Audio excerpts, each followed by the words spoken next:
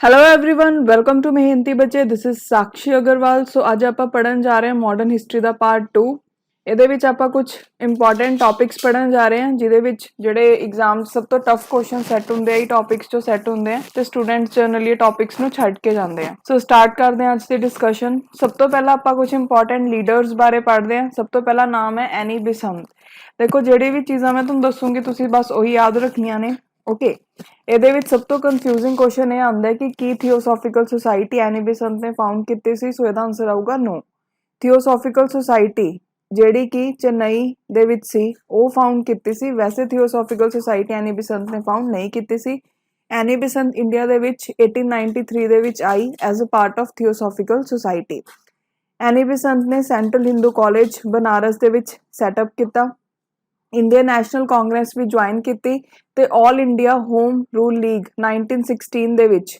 ਬਾਲ ਗੰਗਾਧਰ ਤਿਲਕ ਨਾਲ ਮਿਲ ਕੇ ਇਹਨਾਂ ਨੇ ਲਾਂਚ ਕੀਤੀ ਓਕੇ ਸੋ ਇਹ ਫੈਕਟਸ ਹੈ ਇੰਪੋਰਟੈਂਟ ਯਾਦ ਰੱਖਿਓ ਉਸ ਤੋਂ ਬਾਅਦ ਨੈਕਸਟ ਆਪਣੇ ਕੋਲ ਲੀਡਰ ਹੈ ਬਾਲ ਗੰਗਾਧਰ ਤਿਲਕ ਨੂੰ ਕਿਸ ਨਾਮ ਤੋਂ ਜਾਣਿਆ ਜਾਂਦਾ ਹੈ ਲੋਕਮਾਨਿਆ ਤਿਲਕ ਓਕੇ ਇਹ ਫਾਊਂਡਰ ਹੈ ਡੈਕਨ ਐਜੂਕੇਸ਼ਨ ਸੁਸਾਇਟੀ ਦੇ ਇਹਨਾਂ ਨੇ ਗੋਪਾਲ ਗਣੇਸ਼ ਅਗਰਕਰ ਨਾਲ ਮਿਲ ਕੇ ਡੈਕਨ ਐਜੂਕੇਸ਼ਨ ਸੁਸਾਇਟੀ ਦੀ ਫਾਰਮੇਸ਼ਨ ਕੀਤੀ ਉਸ ਤੋਂ ਬਾਅਦ ਇਹ ਇੰਪੋਰਟੈਂਟ ਪੁਆਇੰਟ ਹੈ ਕਿ ਤਿਲਕ ਹੈ ਜਿਹੜੇ ਉਹਨਾਂ ਨੇ ਇਹ ਪ੍ਰਥਾ ਚਲਾਈ ਸੀ ਗਣੇਸ਼ ਚਤੁਰਥੀ ਤੇ ਸ਼ਿਵਾਜੀ ਜਯੰਤੀ ਨੂੰ ਸੈਲੀਬ੍ਰੇਟ ਕਰਨ ਦੀ ਬਿਕੋਜ਼ ਉਹ ਸਮਝਦੇ ਸੀਗੇ ਕਿ ਅਗਰ ਆਪਾਂ ਨੂੰ ਸੈਲੀਬ੍ਰੇਟ ਕਰਦੇ ਆ ਤਾਂ ਇਹਦੇ ਨਾਲ ਯੂਨਿਟੀ ਆਉਂਦੀ ਹੈ ਤੇ ਨੈਸ਼ਨਲਿਜ਼ਮ ਦੀ ਭਾਵਨਾ ਆਉਂਦੀ ਹੈ ਆਪਣੇ ਅੰਦਰ ਓਕੇ ਤੇ ਉਹਨਾਂ ਦਾ ਇੱਕ ਫੇਮਸ ਸਲੋਗਨ ਹੈ Swaraj is my birth right and I shell have it ਉਸ ਤੋਂ ਬਾਅਦ ਅਗਰ ਆਪਾਂ ਲਾਲਾ ਲਾਜਪਤ ਰਾਏ ਤੇ ਬਿਪਿਨ ਚੰਦਰ ਪਾਲ ਨਾਲ ਉਹਨਾਂ ਦੀ ਗੱਲ ਕਰੀਏ ਤਾਂ ਇੱਕ ਟ੍ਰੀਓ ਫਾਰਮ ਕਰਦੇ ਨੇ ਉਹ ਤਿੰਨੋਂ ਜਿਹਦਾ ਨਾਮ ਕੀ ਹੈ ਲਾਲ ਬਾਲ ਪਾਲ ਇਹ ਵੀ ਕਈ ਵਾਰ ਪੇਪਰ 'ਚ ਪੁੱਛਿਆ ਜਾ ਚੁੱਕਾ ਹੈ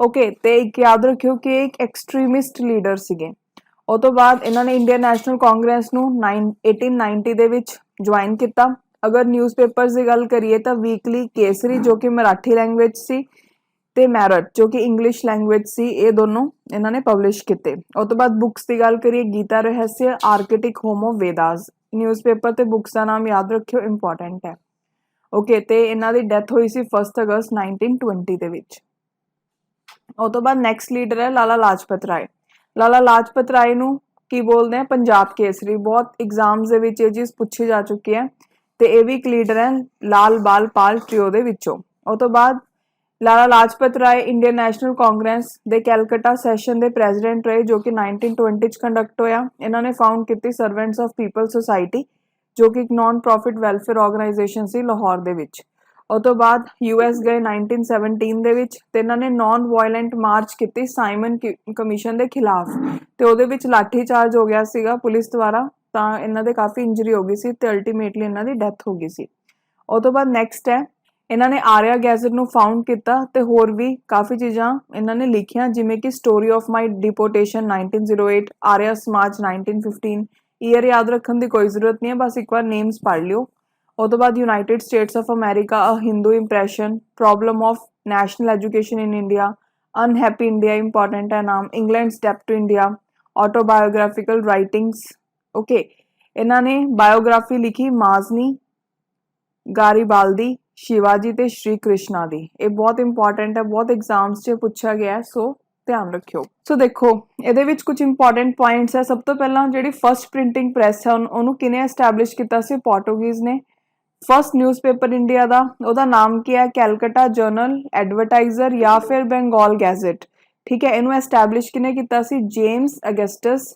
ਹਿਕੀ ਨੇ ਇਹ ਯਾਦ ਰੱਖਿਓ ਤੇ ਇਸ ਲਈ ਉਹਨਾਂ ਨੂੰ ਫਾਦਰ ਆਫ ਇੰਡੀਅਨ ਪ੍ਰੈਸ ਵੀ ਬੋਲਦੇ ਹਨ ਬਹੁਤ ਇੰਪੋਰਟੈਂਟ ਪੁਆਇੰਟ ਹੈ ਉਸ ਤੋਂ ਬਾਅਦ ਬੰਗਾਲ ਗੈਜ਼ਟ ਨੂੰ ਕਈ ਵਾਰ ਹਿੱਕਿਸ ਗੈਜ਼ਟ ਵੀ ਬੋਲਦੇ ਆ ਠੀਕ ਹੈ ਜਿਹੜਾ ਨਿਊਜ਼ਪੇਪਰ ਹੈ ਇਹਨੂੰ ਗਵਰਨਮੈਂਟ ਨੇ 1782 ਦੇ ਵਿੱਚ ਸੀਜ਼ ਕਰਤਾ ਸੀਗਾ ਉਸ ਤੋਂ ਬਾਅਦ ਕਾਫੀ ਸਾਰੇ ਜਰਨਲਸ ਆਏ ਇਹ ਕੁਝ ਯਾਦ ਰੱਖਣ ਦੀ ਜ਼ਰੂਰਤ ਨਹੀਂ ਵੀ ਕਿਹੜੇ ਆਏ ਉਸ ਤੋਂ ਬਾਅਦ ਨੈਕਸਟ ਨੂੰ ਆਪਾਂ ਪੜ੍ਹਦੇ ਹਾਂ ਐਕਟਸ ਸਭ ਤੋਂ ਪਹਿਲਾਂ ਆਪਾਂ ਗੱਲ ਕਰਦੇ ਹਾਂ ਸੈਂਸਰਸ਼ਿਪ ਆਫ ਪ੍ਰੈਸ ਐਕਟ 1799 ਇਹਦੇ ਵਿੱਚ ਤੁਸੀਂ ਮੇਨ ਨਾ ਐਕਟ 'ਚ ਯਾਦ ਰੱਖਣਾ ਹੈ ਕਈ ਵਾਰ ਪੇਪਰ 'ਚ ਵੀ ਕੁਐਸਚਨ ਆ ਚੁੱਕਾ ਕਿ ਇਹਨੂੰ ਕਿਹਨੇ ਇਨੈਕਟ ਕੀਤਾ ਸੋ ਜਿਹੜਾ ਇਹ ਵਾਲਾ ਐਕਟ ਸੀ ਉਹਨੂੰ ਲਾਰਡ ਵੈਲਸਲੇ ਨੇ ਇਨੈਕਟ ਕੀਤਾ ਸੀ ਬੇਸਿਕਲੀ ਕਿਉਂ ਇਨੈਕਟ ਕੀਤਾ ਗਿਆ ਸੀ ਤਾਂ ਕਿ ਫ੍ਰੈਂਚ ਜਿਹੜੇ ਨੇ ਉਹਨਾਂ ਨੂੰ ਰੋਕਿਆ ਜਾਵੇ ਕਿ ਉਹ ਬ੍ਰਿਟਿਸ਼ਰਸ ਦੇ ਖਿਲਾਫ ਜ਼ਿਆਦਾ ਰਿਊਮਰਸ ਨਾ ਫੈਲਾ ਸਕਣ ਠੀਕ ਹੈ ਤੇ ਇਹਨੂੰ ਹੈਸਟਿੰਗਸ ਨੇ 1880 ਦੇ ਵਿੱਚ ਰਿਮੂਵ ਕਰਤਾ ਉਸ ਤੋਂ ਬਾਅਦ ਨੈਕਸਟ ਜਿਹੜਾ ਆਪਾਂ ਪੜ੍ਹ ਰਹੇ ਹਾਂ ਉਹ ਹੈਗੇ ਲਾਇਸੈਂਸਿੰਗ ਰੈਗੂਲੇਸ਼ਨਸ 1820 3 ਇਹਨੂੰ ਇਨੈਕਟ ਕੀਤਾ ਸੀ ਜੌਨ ਐਡਮਸ ਨੇ। ਠੀਕ ਹੈ, Indian language that is vernacular newspaper ਦੇ ਖਿਲਾਫ ਸੀ ਜਿਹੜੀ ਇਹ ਰੈਗੂਲੇਸ਼ਨ ਸੀਗੀਆਂ। ਠੀਕ ਹੈ, ਤੇ ਇਹਦੇ ਵਿੱਚ ਕੀ ਕਹਿੰਦੇ ਸੀ ਕਿ ਅਗਰ ਕੋਈ ਵੀ ਲਾਇਸੈਂਸ ਤੋਂ ਬਿਨਾਂ ਨਿਊਜ਼ਪੇਪਰ ਸਟਾਰਟ ਕਰੂਗਾ ਤਾਂ ਉਹ ਆਫੈਂਸ ਮੰਨਿਆ ਜਾਊਗਾ। ਇਹਦੇ ਵਿੱਚ ਨਿਊਜ਼ਪੇਪਰ, ਜਰਨਲ, ਪੈਂਫਲੇਟ, ਬੁੱਕਸ ਵਗੈਰਾ ਨੂੰ ਕਵਰ ਕੀਤਾ ਗਿਆ। ਠੀਕ ਹੈ, ਇਹਦੇ ਵਿੱਚ ਇਹ ਕਿਹਾ ਗਿਆ ਕਿ ਹਰ ਪਬਲਿਸ਼ਰ ਨੂੰ ਲਾਇਸੈਂਸ ਲੈਣਾ ਪਊਗਾ ਗਵਰਨਮੈਂਟ ਤੋਂ। ਓਕੇ, ਤੇ ਇਹਦੇ ਵਿੱਚ ਇਹ ਵੀ ਕਿਹਾ ਗਿਆ ਕਿ ਗਵਰਨਮੈਂਟ ਨੂੰ ਅਧਿਕਾਰ ਹੈ ਕਿ ਉਹ ਲਾਇਸੈਂਸ ਨੂੰ ਕੈਂਸਲ ਕਰ ਸਕਦੀ ਹੈ। ਠੀਕ ਹੈ ਜੀ, ਉਸ ਤੋਂ ਬਾਅਦ ਨੈਕਸਟ ਹੈ Press Act that is Metcalfe Act 1835। ਇਹਨੂੰ ਇਨੈਕਟ ਕੀਤਾ ਸੀ ਚਾਰਲਸ ਮੈਟਕੈਫੇ ਨੇ। ਇਹ ਇੰਪੋਰਟੈਂਟ ਹੈ, ਇਹਦੇ ਉੱਪਰ ਇੱਕ ਵਾਰ ਕੁਐਸਚਨ ਵੀ ਆ ਚੁੱਕਾ ਪੇਪਰ ਦੇ ਵਿੱਚ। ਠੀਕ ਹੈ, ਕਿ ਲਿਬਰੇਟਰ ਆਫ ਇੰਡੀਅਨ ਪ੍ਰੈਸ ਕਿਹਨੂੰ ਬੋਲਦੇ ਆ? ਚਾਰਲਸ ਮੈਟਕੈਫੇ। ਓਕੇ, ਤੇ ਉਸ ਤੋਂ ਬਾਅਦ ਜਿਹੜਾ ਇਹ ਐਕਟ ਹੈ ਉਹਨੂੰ ਰਿਪੀਲ ਕੀਤਾ ਸੀ ਜੌਨ ਐਡਮਸ ਨੇ 1823 ਦੇ ਵਿੱਚ। ਠੀਕ ਹੈ, ਸੋ ਅਗਰ ਪੇਪਰ 'ਚ ਪੁੱਛਿਆ ਜਾਵੇ ਲਿਬਰੇਟਰ ਆਫ ਇੰਡੀਅਨ ਪ੍ਰੈਸ ਕਿਹਨੂੰ ਬੋਲਦੇ ਆ? ਚਾਰਲਸ ਮੈਟਕੈਫੇ। ਉਸ ਤੋਂ ਬਾਅਦ ਨੈਕਸਟ ਹੈ ਕਿ ਇਹ 1856 ਤੱਕ ਰਿਹਾ। ਠੀਕ ਹੈ, ਤੇ ਇਹਦੇ ਨਾਲ ਕਾਫੀ ਜ਼ਿਆਦਾ ਗਰੋਥ ਹੋਈ ਇੰਡੀਆ ਦੇ ਵਿੱਚ ਨਿਊਜ਼ਪੇਪਰ ਦੀ। ਤੇ ਇਹਦੇ ਵਿੱਚ ਇਹ ਕਿਹਾ ਗਿਆ ਕਿ ਪ੍ਰੈਸ ਦੀ ਰਜਿਸਟ੍ਰੇਸ਼ਨ ਕਰਵਾਉਣੀ ਪਏਗੀ। ਉਸ ਤੋਂ ਬਾਅਦ ਨੈਕਸਟ ਆਪਾਂ ਪੜ੍ਹਦੇ ਹਾਂ ਇੱਕ ਹੋਰ ਇੰਪੋਰਟੈਂਟ ਪੁਆਇੰਟ। ਇਹਦੇ ਵਿੱਚ ਇਹ ਵੀ ਕਿਹਾ ਗਿਆ ਕਿ ਹਰੇਕ ਪਬਲਿਸ਼ਰ ਨੂੰ ਪ੍ਰੀਸਾਈਜ਼ ਇਨਫੋਰਮੇਸ਼ਨ ਦੇਣੀ ਪਊਗੀ ਪ੍ਰੀਮਿਸਿਸ ਦੀ ਪਬਲਿਕੇਸ਼ਨ ਦੇ। ਉਸ ਤੋਂ ਬਾਅਦ ਨੈਕਸਟ ਹੈ ਲਾਇਸੈਂਸਿੰਗ ਐਕਟ 1857। ਠੀਕ ਹੈ, ਕਿਉਂਕਿ ਰਿਵੋਲਟ ਆਫ 1857 ਕਰਕੇ ਐਮਰਜੈਂਸੀ ਆ ਗਈ ਸੀ ਤਾਂ ਗਵਰਨਮੈਂਟ ਨੇ ਇੰਪੋਜ਼ ਕੀਤਾ ਲਾਇਸੈਂਸਿੰਗ ਇੰਸਟਰਕਸ਼ਨਸ। ਠੀਕ ਹੈ, ਜਿਹੜੇ ਕਿ ਆਪਣੇ ਕੋਲ ਪ੍ਰੋਸੀਜਰ ਸੀਗੇ ਪ੍ਰੈਸ ਐਕਟ ਆਫ 1835 ਦੇ ਵਿੱਚ। ਤੇ ਗਵਰਨਮੈਂਟ ਨੇ ਰਿਜ਼ਰਵ ਕਰ ਲਿਆ ਰਾਈਟ ਕਿ ਉਹ ਪਬਲਿਕੇਸ਼ਨ ਨੂੰ ਸਟਾਪ ਕਰ ਸਕਦੀ ਹੈ ਤੇ ਸਰਕੂਲੇਸ਼ਨ ਨੂੰ ਰੋਕ ਸਕਦੀ ਹੈ। ਓਕੇ, ਇਹਨੂੰ ਜ਼ਿਆਦਾ ਯਾਦ ਰੱਖਣ ਦੀ ਜ਼ਰੂਰਤ ਨਹੀਂ, ਮੇਨ ਜਿਹੜਾ ਤੁਹਾਨੂੰ ਮੈਂ ਦੱਸਿਆ ਹੈ ਲਿਬਰੇਟਰ ਆਫ ਪ੍ਰੈਸ ਵਾਲਾ ਉਹ ਯਾਦ ਰੱਖਿਓ। ਉਸ ਤੋਂ ਬਾਅਦ ਨੈਕਸਟ ਹੈ ਰਜਿਸਟ੍ਰੇਸ਼ਨ ਐਕਟ 1867। ਇਹਨੇ ਰਿਪਲੇਸ ਕੀਤਾ ਪ੍ਰੈਸ ਐਕਟ ਨੂੰ 1835 ਦੇ। ਠੀਕ ਹੈ, ਰੈਗੂਲੇਟਿਵ ਤੇ ਰਿਸਟ੍ਰਿਕਟਿਵ ਸੀ ਨੇਚਰ ਦੇ ਵਿੱਚ, ਇਹ ਵੀ ਇੰਪੋਰਟੈਂਟ ਹੈ, ਇਹਦੇ ਬਾਰੇ ਵੀ ਯਾਦ ਰੱਖਿਓ। Copy of a book given to a local government within 1 month of publication. ਇਹਦੇ ਵਿੱਚ ਕੀ ਕਿਹਾ ਗਿਆ ਕਿ ਕਾਪੀ ਦੇਣੀ ਪਊਗੀ ਲੋਕਲ ਗਵਰਨਮੈਂਟ ਨੂੰ 1 ਮਹੀਨੇ ਦੇ ਵਿੱਚ ਜਿਹੜਾ ਵੀ ਤੁਸੀਂ ਪਬਲਿਕੇਸ਼ਨ ਕਰ ਰਹੇ ਹੋ। ਹਰੇਕ ਬੁੱਕ ਦੇ ਉੱਪਰ ਨੇਮ ਹੋਊਗਾ ਤੇ ਪਲੇਸ ਹੋਊਗਾ ਪ੍ਰਿੰਟਰ ਤੇ ਪਬਲਿਸ਼ਰ ਦਾ। ਉਸ ਤੋਂ ਬਾਅਦ ਨੈਕਸਟ ਜਿਹੜਾ ਐਕਟ ਹੈ ਇਹ ਕਾਫੀ ਜ਼ਿਆਦਾ ਇੰਪੋਰਟੈਂਟ ਹੈ, ਵਰਨੈਕੂਲਰ ਪ੍ਰੈਸ ਐਕਟ ਜਾਂ ਫਿਰ ਗੈਗਿੰਗ ਐਕਟ 1878। ਠੀਕ ਹੈ, ਲਾਰਡ ਲਾਇਲਟ ਜਿਹੜਾ ਹੈ ਰਿਸਪੌਂਸੀਬਲ ਹੈ ਇਹਦੇ ਲਈ। ਇਹਨੇ ਡਿਸਕ੍ਰਿਮੀਨੇਟ ਕੀਤਾ ਜਿਹੜਾ ਇਹ ਐਕਟ ਸੀਗਾ ਵਰਨੈਕੂਲਰ ਤੇ ਇੰਗਲਿਸ਼ ਨਿਊਜ਼ਪੇਪਰ ਦੇ ਵਿੱਚ। ਵਰਨੈਕੂਲਰ ਹੁੰਦਾ ਲੋਕਲ ਲੈਂਗੁਏਜ ਯੂਜ਼ ਕੀਤੀ ਜਾਵੇ ਜਿਹਦੇ ਵਿੱਚ। ਠੀਕ ਹੈ, ਜਿਹੜਾ ਵਰਨੈਕੂਲਰ ਪ੍ਰੈਸ ਹੈ ਜਾਂ ਲੋਕਲ ਲੈਂਗੁਏਜ ਪ੍ਰੈਸ ਹੈ ਉਹ ਕ੍ਰਿਟੀਸਾਈਜ਼ ਕਰਦੀ ਸੀ ਬ੍ਰਿਟਿਸ਼ ਰੂਲ ਨੂੰ, ਇਸ ਲਈ ਉਹਨਾਂ ਨੇ ਕਾਫੀ ਜ਼ਿਆਦਾ ਕਰਬ ਲਗਾਈ ਵਰਨੈਕੂਲਰ ਪ੍ਰੈਸ ਤੇ 1878 ਦੇ ਵਿੱਚ, ਇਸ ਲਈ ਇਹਦਾ ਨਾਮ ਗੈਗਿੰਗ ਐਕਟ ਹੋ ਗਿਆ। ਇਹਦੇ ਵਿੱਚ ਕੀ ਕਿਹਾ ਗਿਆ ਕਿ ਜਿਹੜੇ ਮੈਜਿਸਟ੍ਰੇਟਸ ਹੈ ਉਹਨਾਂ ਨੂੰ ਇਹ ਅਥਾਰਟੀ ਦਿੱਤੀ ਜਾਂਦੀ ਹੈ ਕਿ ਉਹ ਪੁੱਛ ਸਕਦੇ ਪਬਲਿਸ਼ਰ ਨੂੰ ਕਿਸੇ ਵੀ ਨਿਊਜ਼ਪੇਪਰ ਦੇ ਕਿ ਉਹ ਐਸ਼ੋਰੈਂਸ ਦੇਵੇ ਕਿ ਉਹ ਕੋਈ ਵੀ ਐਸੀ ਚੀਜ਼ ਪਬਲਿਸ਼ ਨਹੀਂ ਕਰਨਗੇ ਜਿਸ ਨਾਲ ਕਿ ਪੀਸ ਨੂੰ ਖਤਰਾ ਹੋਵੇ ਜਾਂ ਕੰਟਰੀ ਦੀ ਸਿਕਿਉਰਿਟੀ ਨੂੰ ਖਤਰਾ ਹੋਵੇ। ਠੀਕ ਹੈ, ਇਹਦੇ ਵਿੱਚ ਇਹ ਵੀ ਕਿਹਾ ਗਿਆ ਕਿ ਕੋਈ ਵੀ ਰਾਈਟ ਨਹੀਂ ਦਿੱਤਾ ਜਾਊਗਾ ਅਪੀਲ ਕਰਨ ਦਾ ਤੇ ਮੈਜਿਸਟ੍ਰੇਟ ਦਾ ਜਿਹੜਾ ਡਿਸੀਜਨ ਹੋਊਗਾ ਕਿਸੇ ਵੀ ਡਿਸਪਿਊਟ ਦੇ ਵਿੱਚ ਉਹ ਫਾਈਨਲ ਹੋਊਗਾ। ਠੀਕ ਹੈ, ਤੇ ਜਿਹੜਾ ਵਰਨੈਕੂਲਰ ਪ੍ਰੈਸ ਐਕਟ ਹੈ ਇਹ ਇੰਗਲਿਸ਼ ਪ੍ਰੈਸ ਦੇ ਉੱਪਰ ਵੈਲਿਡ ਨਹੀਂ ਹੋਊਗਾ, ਉਹਦੇ ਉੱਪਰ ਮਤਲਬ ਐਪਲੀਕੇਬਲ ਨਹੀਂ ਹੋਊਗਾ। ਇਹ ਐਕਟ ਨੇ ਗਵਰਨਮੈਂਟ ਨੂੰ ਪਾਵਰ ਦੇਤੀ ਕਿ ਉਹ ਇਸ਼ੂ ਕਰਨ ਸਰਚ ਵਾਰੰਟਸ ਤੇ ਨਿਊਜ਼ਪੇਪਰ ਪ੍ਰੀਮਿਸਿਸ ਦੇ ਵਿੱਚੋਂ ਐਂਟਰ ਕਰ ਸਕਦੇ ਆ ਕੋਰਟ ਆਰਡਰਸ ਤੋਂ ਬਿਨਾ। ਠੀਕ ਹੈ, ਇਹਦੇ ਅੰਡਰ ਸੁਰਿੰਦਰਨਾਥ ਬੈਨਰਜੀ ਐਸੇ ਫਸਟ ਇੰਡੀਅਨ ਜਰਨਲਿਸਟ ਬਣੇ ਜਿਨ੍ਹਾਂ ਨੂੰ ਇੰਪ੍ਰਿਜ਼ਨ ਕੀਤਾ ਗਿਆ, ਮਤਲਬ ਜਿਨ੍ਹਾਂ ਨੂੰ ਜੇਲ੍ਹ 'ਚ ਭੇਜਿਆ ਗਿਆ ਕਿਉਂਕਿ ਉਹਨਾਂ ਨੇ ਕ੍ਰਿਟੀਸਾਈਜ਼ ਕੀਤਾ ਸੀ ਕੈਲਕਟਾ ਹਾਈ ਕੋਰਟ ਦੇ ਜੱਜ ਨੂੰ 1883 ਦੇ ਵਿੱਚ। ਈਅਰ ਯਾਦ ਰੱਖਣ ਦੀ ਕੋਈ ਜ਼ਰੂਰਤ ਨਹੀਂ ਹੈਗੀ, ਐਕਟ ਸੇ ਇੱਕ ਵਾਰ ਈਅਰ ਦੇਖ ਲਿਓ ਇਨ ਕੇਸ ਪੇਪਰ 'ਚ ਆ ਜੇ ਤਾਂ ਤੁਹਾਨੂੰ ਪਤਾ ਹੋਵੇ। ਉਸ ਤੋਂ ਬਾਅਦ ਬਾਲ ਗੰਗਾਧਰ ਤਿਲਕ ਜਿਹੜੇ ਨੇ ਉਹ ਐਸੋਸੀਏਟ ਸੀ ਨੈਸ਼ਨਲਿਸਟ ਫਾਈਟ ਨਾਲ, ਜਿਹੜੀ ਕਿ ਪ੍ਰੈਸ ਦੀ ਫਰੀडम ਦੇ ਲਈ ਲੜੀ ਗਈ। ਮਤਲਬ ਬਾਲ ਗੰਗਾਧਰ ਤਿਲਕ ਨੇ ਕਾਫੀ ਕੰਮ ਕੀਤਾ ਪ੍ਰੈਸ ਨੂੰ ਫਰੀडम ਦਿਲਾਉਣ ਦੇ ਲਈ। ਠੀਕ ਹੈ, ਉਹਨਾਂ ਨੇ ਤੁਹਾਨੂੰ ਇਹ ਚੀਜ਼ਾਂ ਮੈਂ ਤੁਹਾਨੂੰ ਦੱਸ ਹੀ ਚੁੱਕੀ ਹਾਂ ਕਿ ਗਣਪਤੀ ਫੈਸਟੀਵਲ, ਸ਼ਿਵਾਜੀ ਫੈਸਟੀਵਲ ਮਨਾਓ, ਇਹ ਚੀਜ਼ ਉਹਨਾਂ ਨੇ ਕੀਤੀ। ਉਹਨਾਂ ਨੇ ਆਪਣੇ ਨਿਊਜ਼ਪੇਪਰ ਵੀ ਕੱਢੇ ਕੇਸਰੀ ਤੇ ਮੈਰਥ। ਠੀਕ ਹੈ, ਇਹ ਆਪਾਂ ਸਭ ਪੜ੍ਹ ਚੁੱਕੇ। ਤੇ ਇੱਕ ਇੰਪੋਰਟੈਂਟ ਫੈਕਟ ਇਹ ਵੀ ਹੈ ਕਿ ਜਿਹੜਾ ਇਹ ਗੈਗਿੰਗ ਲਾਅ ਸੀ ਉਹਨੂੰ ਰਿਪੀਲ ਕੀਤਾ ਗਿਆ 1882 ਦੇ ਵਿੱਚ ਲਾਰਡ ਰਿਪਨ ਦੇ ਦੁਆਰਾ। ਸੋ ਲੈ ਕੇ ਕੌਣ ਆਇਆ ਤੇ ਰਿਪੀਲ ਕਿਹਨੇ ਕੀਤਾ, ਦੋਨਾਂ ਦੇ ਨਾਮ ਯਾਦ ਰੱਖਣੇ ਇੰਪੋਰਟੈਂਟ ਹੈ। ਉਸ ਤੋਂ ਬਾਅਦ ਹੈ ਨਿਊਜ਼ਪੇਪਰ ਇਨਸਾਈਟਮੈਂਟ ਟੂ ਆਫੈਂਸਿਸ ਐਕਟ 1908। ਠੀਕ ਹੈ, ਇਹ ਅਗੇਂਸਟ ਸੀਗਾ ਐਕਸਟ੍ਰੀਮਿਸਟ ਐਕਟੀਵਿਟੀ ਦੇ। ਮੈਗਨਿਸਟ੍ਰੇਟ ਨੂੰ ਇਹਦੇ ਵਿੱਚ ਪਾਵਰ ਦਿੱਤੀ ਗਈ ਕਿ ਉਹ ਕਨਫੈਸਟੀਗੇਟ ਕਰ ਸਕਦੇ ਆ ਪ੍ਰੋਪਰਟੀ ਪ੍ਰੈਸ ਦੀ ਜਿਹੜੀ ਕਿ ਵਾਇਲੈਂਸ ਫੈਲਾਊਗੀ। ਠੀਕ ਹੈ, ਤਿਲਕ ਨੇ ਟਰਾਈਡ ਕੀਤਾ ਸੈਡੀਸ਼ਨ ਦੇ ਲਈ ਤਾਂ ਉਹਨਾਂ ਨੂੰ ਮੈਡਲੇ ਜੇਲ੍ਹ ਦੇ ਵਿੱਚ ਭੇਜ ਦਿੱਤਾ ਗਿਆ 6 ਸਾਲ ਦੇ ਲਈ ਇਹ ਐਕਟ ਦੇ ਅੰਦਰ। ਉਹ ਤੋਂ ਬਾਅਦ ਇਹਦੇ ਵਿੱਚ ਜਿਹੜੇ ਮੈਜਿਸਟ੍ਰੇਟਸ ਆ ਉਹਨਾਂ ਨੂੰ ਇਹ ਵੀ ਪਾਵਰ ਦਿੱਤੀ ਗਈ ਕਿ ਉਹ ਕਨਫੈਸਟੀਗੇਟ ਕਰ ਸਕਦੇ ਆ ਪ੍ਰਿੰਟਿੰਗ ਪ੍ਰੈਸ ਨੂੰ ਜਾਂ ਉਹਦੀ ਪ੍ਰਾਪਰਟੀ ਨੂੰ ਜੋ ਵੀ ਕਨੈਕਟਡ ਹੈ ਨਿਊਜ਼ਪੇਪਰ ਦੇ ਨਾਲ, ਜੋ ਕਿ ਆਬਜੈਕਟੇਬਲ ਚੀਜ਼ਾਂ ਛਾਪਣਗੇ ਆਪਣੇ ਨਿਊਜ਼ਪੇਪਰ ਦੇ ਵਿੱਚ। ਠੀਕ ਹੈ, ਤੇ ਇਹਦੇ ਵਿੱਚ ਨਿਊਜ਼ਪੇਪਰ ਨੂੰ ਅਲਾਉ ਕੀਤਾ ਗਿਆ ਕਿ ਉਹ ਅਪੀਲ ਕਰ ਸਕਦੇ ਆ ਹਾਈ ਕੋਰਟ ਦੇ ਵਿੱਚ ਵਿਦਿਨ 15 ਡੇਜ਼।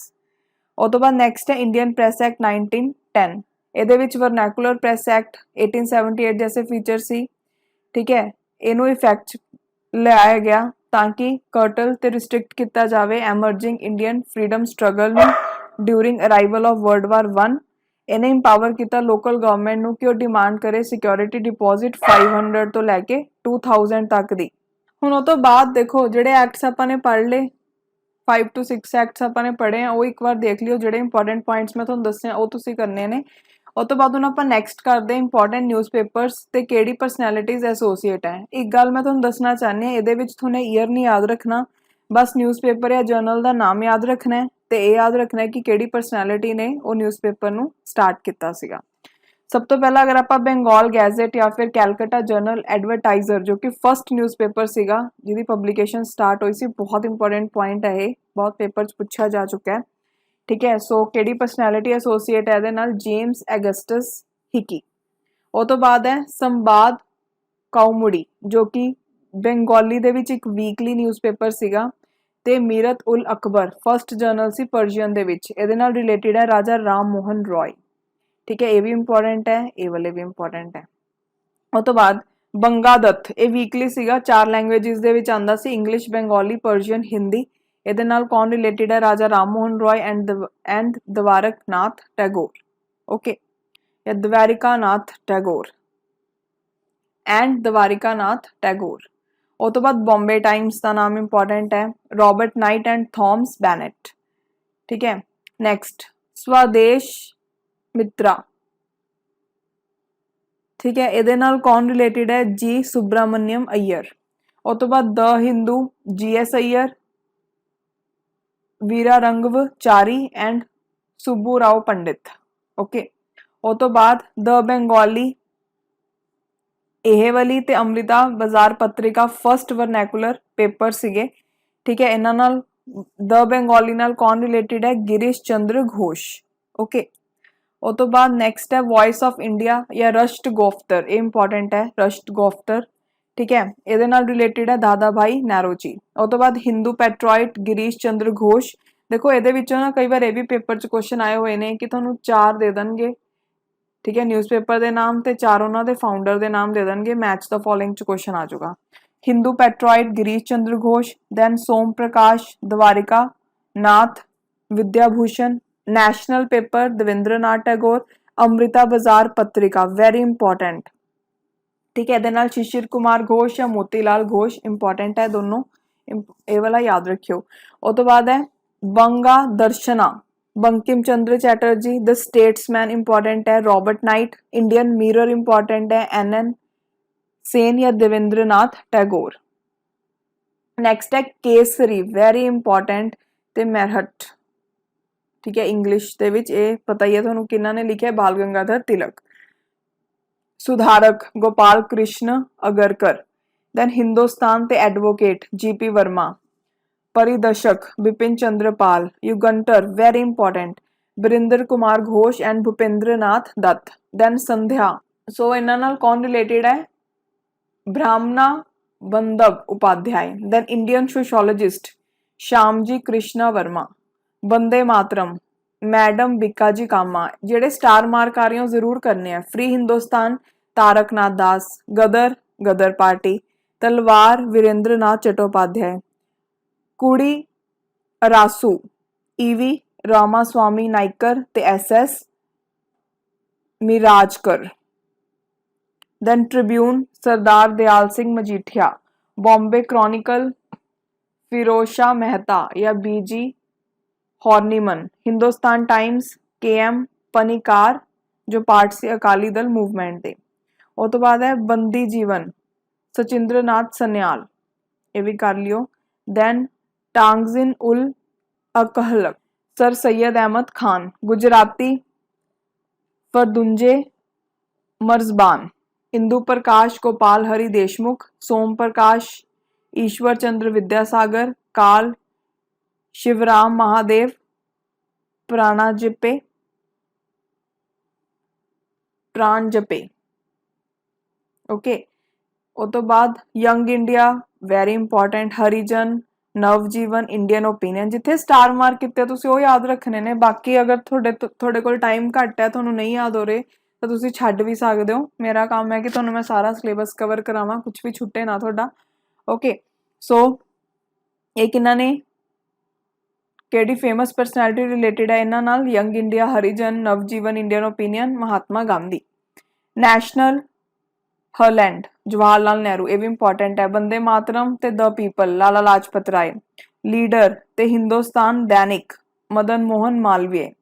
उस तो बाद Independent Motilal Nehru. Pioneer George Allen. Justice T N. Nair. Qaumi Awaz Jawaharlal Nehru. Rafi Ahmed Kidwai. Then Commonweal ते न्यू इंडिया एनी बिसन, दोनों नाम इंपॉर्टेंट है।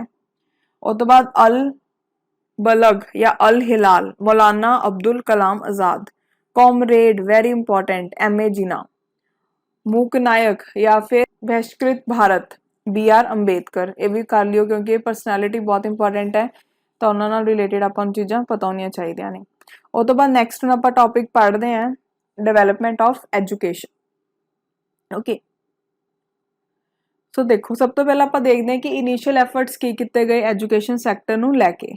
एशियाटिक सोसाइटी ऑफ बंगाल ਨੂੰ 1784 ਦੇ ਵਿੱਚ ਐਸਟੈਬਲਿਸ਼ ਕੀਤਾ ਗਿਆ ਤਾਂ ਕਿ ਓਰੀਐਂਟਲ ਸਟੱਡੀਜ਼ ਹੈ ਜਿਹੜੀਆਂ ਇੰਡੀਆ ਦੇ ਵਿੱਚ ਉਹ ਉਹਨਾਂ ਨੂੰ ਫੋਸਟਰ ਕੀਤਾ ਜਾਵੇ।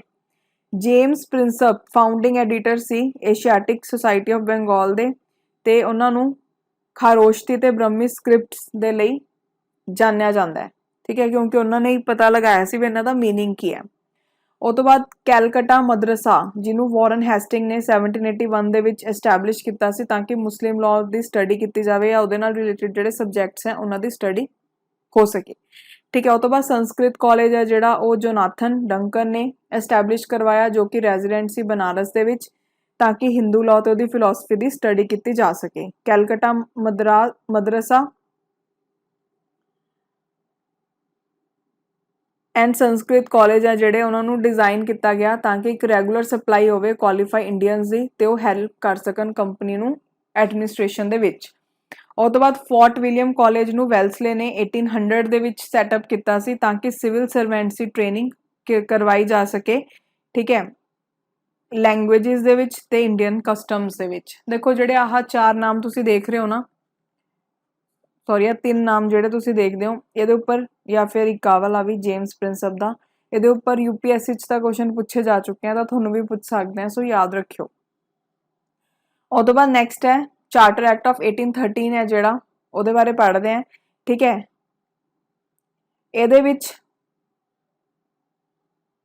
प्रिंसीपल्स ने जोड़े कि इनकरेज करते हैं इंडियंस नू कि वह मॉडर्न साइंस जी है उन्होंने लर्न करन ते ਉਹਦੀ ਪ੍ਰਮੋਸ਼ਨ ਕੀਤੀ ਜਾਵੇ ਇੰਡੀਆ ਦੇ ਵਿੱਚ। ਜਿਹੜਾ ਇਹ ਐਕਟ ਹੈ ਉਹਨੇ ਡਾਇਰੈਕਟ ਕੀਤਾ ਕੰਪਨੀ ਨੂੰ ਕਿ 1 ਲੱਖ ਰੁਪੀਸ ਐਨੂਅਲੀ ਹੈ ਜਿਹੜੇ ਉਹ ਕੰਪਨੀ ਦਵੇ। ਠੀਕ ਹੈ, ਤਾਂ ਕਿ ਇੰਡੀਅਨਸ ਨੂੰ ਪੜਾਇਆ ਲਿਖਾਇਆ ਜਾ ਸਕੇ, ਖਰਚ ਹੋ ਸਕਣ ਐਜੂਕੇਸ਼ਨ ਤੇ ਪੈਸੇ। ਬਟ ਜਿਹੜੀ ਅਮਾਉਂਟ ਹੈ ਉਹਨੂੰ 1823 ਤੱਕ ਵੀ ਅਵੇਲੇਬਲ ਨਹੀਂ ਕਰਵਾਇਆ ਗਿਆ। ਠੀਕ ਹੈ, ਬਿਕੋਜ਼ ਕੰਟਰੋਵਰਸੀ ਹੋ ਗਈ ਸੀ। ਉਸ ਤੋਂ ਬਾਅਦ ਤੇ ਜਿਹੜੀ ਗਵਰਨਮੈਂਟ ਹੈ ਉਹਨੇ 3 ਸੰਸਕ੍ਰਿਤ ਕਾਲਜ ਕੈਲਕਟਾ, ਦਿੱਲੀ ਤੇ ਆਗਰਾ ਦੇ ਵਿੱਚ ਐਸਟੈਬਲਿਸ਼ ਕਰਵਾਏ। मेन जोड़ा आ वाला पॉइंट है तुसी बस ये याद रखना है, ये इंपॉर्टेंट पॉइंट है। तो एक आ सैकेंड वाला बस आ 2 पॉइंट ये याद रखने हैं, बाकी कुछ याद रखने की जरूरत नहीं है। देखो जेडे एंग्लिसिस्ट सीगे वो की कहते सी कि जिहड़ी गवर्नमेंट पैसे खर्च करूगी एजुकेशन ते वो मॉडर्न स्टडीज़ के उपर होण। ठीक है, इन्होंने सुजैसट किया कि स्पेंडिंग है जिहड़ी पैसों की मॉडर्न स्टडीज़ नूं लैके होवे। जिहड़े एंग्लिसिस्ट सी वो भी डिवाइड हो गए सीगे कि किहड़ी मीडियम दे विच पढ़ाया जावे इंडियंस नूं। कई कहते सी इंग्लिश लैंग्वेज पढ़ाया जाए तो कई कहते थे इंडियन लैंग्वेजिस पढ़ाया जाए। उस तो बाद नैक्सट अपने को आते हैं ओरिएंटलिस्ट। जो ओरिएंटलिस्ट सी वैसटर्न साइंस एंड लिटरेचर ये कहते थे कि ये स्टूडेंट्स को पढ़ानी चाहिए ताकि उन्होंने जॉब्स वगैरह मिल सकन।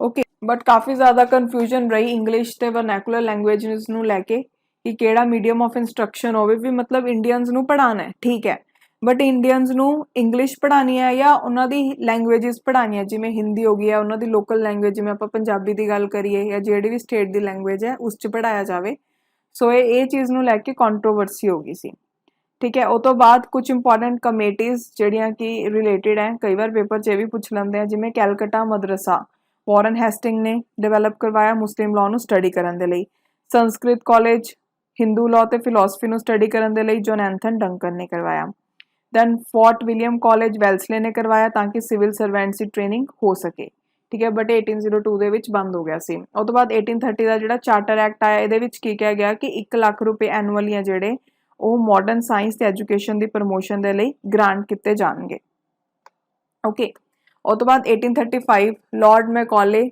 ਮਿਨਟਸ ਇਹਨੇ ਫੇਵਰ ਕੀਤਾ ਐਂਗਲਿਸਿਸਟ ਨੂੰ ਠੀਕ ਹੈ ਓਰੀਐਂਟਲ ਤੇ ਐਂਗਲਿਸਿਸਟ ਦੀ ਕੰਟਰੋਵਰਸੀ ਸੀ ਨਾ ਸੋ ਇਹਨਾਂ ਨੇ ਫੇਵਰ ਕੀਤਾ ਐਂਗਲਿਸਿਸਟ ਨੂੰ ਓਕੇ ਇਹਨਾਂ ਨੇ ਕੀ ਕਿਹਾ ਕਿ ਵੈਸਟਰਨ ਸਾਇੰਸ ਤੇ ਜਿਹੜੀ ਲਿਟਰੇਚਰ ਹੈ ਉਹ ਇੰਗਲਿਸ਼ 'ਚ ਪੜ੍ਹਾਈ ਜਾਊਗੀ ਮਾਸ ਐਜੂਕੇਸ਼ਨ ਨੂੰ ਨਿਗਲੈਕਟ ਕੀਤਾ ਤੇ ਡਾਊਨ ਫਿਲਟਰੇਸ਼ਨ ਥਿਊਰੀ ਨੂੰ ਇਹਨਾਂ ਨੇ ਕਿਹਾ ਅਡਾਪਟ ਕੀਤਾ ਜਾਊਗਾ ਉਹ ਤੋਂ ਬਾਅਦ 4353 ਦੇ ਵਿੱਚ ਜੇਮਸ ਥੌਮਸਨ ਲੈਫਟੀਨੈਂਟ ਗਵਰਨਰ ਇਹਨਾਂ ਨੇ ਕਿਹਾ ਵਿਲੇਜ ਦੇ ਵਿੱਚ ਜਿਹੜੇ ਬੱਚੇ ਉਹਨਾਂ ਨੂੰ ਵੀ ਪੜ੍ਹਾਇਆ ਜਾਵੇ ਵਰਨੈਕੂਲਰ ਲੈਂਗੁਏਜ ਦੇ ਉੱਪਰ ਧਿਆਨ ਦਿੱਤਾ ਜਾਵੇ ਤੇ ਲੋਕਾਂ ਨੂੰ ਟ੍ਰੇਨ ਕੀਤਾ ਜਾਵੇ ਰੈਵਨਿਊ ਤੇ ਪਬਲਿਕ ਵਰਕ ਡਿਪਾਰਟਮੈਂਟ ਦੇ ਲਈ ਉਹ ਤੋਂ ਬਾਅਦ ਨੈਕਸਟ ਆ ਬਹੁਤ ਇੰਪੋਰਟੈਂਟ ਹੈ ਵੁਡਸ ਡਿਸਪੈਚ ਇਹਨੂੰ ਮੈਗਨਾ ਕਾਰਟਾ ਬੋਲਦੇ ਆ ਇੰਗਲਿਸ਼ ਐਜੂਕੇਸ਼ਨ ਦਾ ਇੰਡੀਆ ਦੇ ਵਿੱਚ ਠੀਕ ਹੈ ਇਹਦੇ ਵਿੱਚ ਗਵਰਨਮੈਂਟ ਨੇ ਰਿਸਪੌਂਸਿਬਿਲਿਟੀ ਲਿੱਤੀ ਕਿ ਅਸੀਂ ਪੜਾਵਾਂਗੇ ਮਾਸਿਸ ਨੂੰ ਠੀਕ ਹੈ ਇਹਦੇ ਵਿੱਚ ਫੀਮੇਲ ਵੋਕੇਸ਼ਨਲ ਐਜੂਕੇਸ਼ਨ ਤੇ ਟੀਚਰ ਟ੍ਰੇਨਿੰਗ ਦੇ ਉੱਪਰ ਸਟ੍ਰੈਸ ਦਿੱਤਾ ਗਿਆ ਸੈਕੂਲਰ ਐਜੂਕੇਸ਼ਨ ਹੋਵੇ ਗਵਰਨਮੈਂਟ ਇੰਸਟੀਟਿਊਟਸ 'ਚ ਇਹ ਕਿਹਾ ਗਿਆ ਗ੍ਰਾਂਟਸ ਦਿੱਤੀਆਂ ਗਈਆਂ ਤਾਂ ਕਿ ਪ੍ਰਾਈਵੇਟ ਐਜੂਕੇਸ਼ਨ ਨੂੰ ਵੀ ਇਨਕਰੇਜ ਕੀਤਾ ਜਾਵੇ ਮੀਡੀਅਮ ਇੰਸਟਰਕਸ਼ਨ ਇੰਗਲਿਸ਼ ਰੱਖਿਆ ਗਿਆ ਹਾਇਰ ਸਟੱਡੀਜ਼ ਦੇ ਲਈ ਤੇ ਸਕੂਲ ਲੈਵਲ 'ਚ ਵਰਨੈਕੂਲਰ ਲੈਂਗੁਏਜ 'ਚ ਪੜਾਇਆ ਜਾਊਗਾ ਇਹ ਕਿਹਾ ਗਿਆ ਤੇ ਹਾਇਰ ਸਟੱਡੀਜ਼ ਹੈ ਜਿਹੜੀ ਉਹਦੇ ਵਿੱਚ ਇੰਗਲਿਸ਼ ਪੜਾਈ ਜਾਊਗੀ ਠੀਕ ਹੈ ਇਹਦੇ ਵਿੱਚ ਇਹ ਕਿਹਾ ਗਿਆ ਉਹ ਤੋਂ ਬਾਅਦ ਇਹਨਾਂ ਨੇ ਐਫੀਲੀਏਟ ਕੀਤਾ ਯੂਨੀਵਰਸਿਟੀਜ਼ ਨੂੰ presidency towns like Calcutta Bombay ਤੇ ਮਦਰਾਸ ਦੇ ਵਿੱਚ ਇਹ ਬਹੁਤ ਇੰਪੋਰਟੈਂਟ ਹੈ ਵੁਡਸ ਡਿਸਪੈਚ ਸਭ ਤੋਂ ਇੰਪੋਰਟੈਂਟ ਹੈ ਤੇ ਪੇਪਰ 'ਚ ਕੀ ਕੁਐਸਚਨ ਆਉਂਦਾ ਹੈ ਕਿ ਹੰਟਰ ਕਮਿਸ਼ਨ ਕਿਹਦੇ ਨਾਲ ਰਿਲੇਟਡ ਹੈ ਐਜੂਕੇਸ਼ਨ ਦੇ ਨਾਲ ਇੱਕ ਹੰਟਰ ਕਮੇਟੀ ਵੀ ਤੁਸੀਂ ਸੁਣੀ ਹੋਗੀ ਉਹ ਜਲਿਆਂਵਾਲਾ ਬਾਗ ਦੀ ਜਦੋਂ ਟ੍ਰੈਜੇਡੀ ਹੋਈ ਸੀ ਉਦੋਂ ਬਣੀ ਸੀ ਇੱਕ ਹੰਟਰ ਕਮਿਸ਼ਨ ਇੱਕ ਹੰਟਰ ਕਮੇਟੀ ਹੈ ਜਿਹੜਾ ਹੰਟਰ ਕਮਿਸ਼ਨ ਹੈ earlier schemes has neglected primary and secondary education when education was shifted to provinces in 1870 primary secondary education further suffered because the provinces already has limited resources commission focus on primary secondary language ਦੇਖੋ ਇਹਦੇ ਵਿੱਚ hunter commission ਦੇ ਵਿੱਚ ਨਾ ਇਹ ਕਿਹਾ ਗਿਆ ਕਿ ਪ੍ਰਾਇਮਰੀ ਤੇ ਸੈਕੰਡਰੀ ਐਜੂਕੇਸ਼ਨ ਦੋਨਾਂ ਦੇ ਉੱਪਰ ਧਿਆਨ ਦਿੱਤਾ ਜਾਵੇ ਪ੍ਰਾਇਮਰੀ ਐਜੂਕੇਸ਼ਨ ਵਰਨੈਕੂਲਰ 'ਚ ਹੋਵੇ ਠੀਕ ਹੈ ਡਿਸਟ੍ਰਿਕਟ ਤੇ ਜਿਹੜੇ ਮਿਊਨਿਸਪਲ ਬੋਰਡ ਹੈ ਉਹ ਕੰਟਰੋਲ ਕਰਨ ਪ੍ਰਾਇਮਰੀ ਐਜੂਕੇਸ਼ਨ ਨੂੰ ਜਿਹੜੀ ਸੈਕੰਡਰੀ ਐਜੂਕੇਸ਼ਨ ਹੈ ਮਤਲਬ ਹਾਇਰ ਸਕੂਲਸ ਹੀ ਹੈ ਉਹਦੇ ਵਿੱਚ 2 ਡਿਵੀਜ਼ਨਸ ਹੋਣ ਲਿਟਰੇਰੀ ਤੇ ਵੋਕੇਸ਼ਨਲ ਠੀਕ ਹੈ ਤੇ ਇਹਨਾਂ ਨੇ ਕਿਹਾ ਕਿ ਫੀਮੇਲ ਐਜੂਕੇਸ਼ਨ ਦੇ ਉੱਪਰ ਵੀ ਸਟ੍ਰੈਸ ਦਿੱਤਾ ਜਾਵੇ ਜੋ ਵੀ ਰਿਲੇਟਡ ਤੇ ਇਹਦੇ ਵਿੱਚ ਇਹ ਵੀ ਕਿਹਾ ਗਿਆ ਕਿ ਫੀਮੇਲ ਐਜੂਕੇਸ਼ਨ ਦੀ ਸਟੱਡੀ ਨਾਲ ਰਿਲੇਟਡ ਜੋ ਵੀ ਪ੍ਰੋਬਲਮਸ ਹੈ ਉਹਦੇ ਉੱਪਰ ਵੀ ਧਿਆਨ ਦਿੱਤਾ ਜਾਵੇ ਜਿਵੇਂ ਕਈ ਪੇਰੈਂਟਸ ਆਪਣੀ ਕੁੜੀਆਂ ਨੂੰ ਪੜ੍ਹਨ ਲਈ ਨਹੀਂ ਭੇਜਦੇ ਹੈਗੇ ਕਿ ਇਹ ਘਰ ਦਾ ਕੰਮ ਕਰਨਗੀਆਂ ਕਿ ਇਹ ਸਭ ਚੀਜ਼ਾਂ ਦੇ ਉੱਪਰ ਵੀ ਧਿਆਨ ਦਿੱਤਾ ਜਾਵੇ ਠੀਕ ਹੈ ਉਹ ਤੋਂ ਬਾਅਦ ਨੈਕਸਟ ਹੈ ਇੰਡੀਅਨ ਯੂਨੀਵਰਸਿਟੀਜ਼ ਐਕਟ ਜਿਹੜਾ ਇਹ ਵਾਲਾ ਐਕਟ ਸੀ ਉਹ ਕਰਜ਼ਨ ਲੈ ਕੇ ਆਇਆ ਠੀਕ ਹੈ ਇਹਦੇ ਵਿੱਚ ਕੀ ਕਿਹਾ ਗਿਆ ਕਿ ਜਿਹੜਾ ਪ੍ਰਾਈਵੇਟ ਐਜੂਕੇਸ਼ਨ ਇੰਸਟੀਟਿਊਸ਼ਨਸ ਹੈ ਠੀਕ ਹੈ ਉਹਨਾਂ ਨੇ ਡਿਟੋਰੇਟ ਕੀਤਾ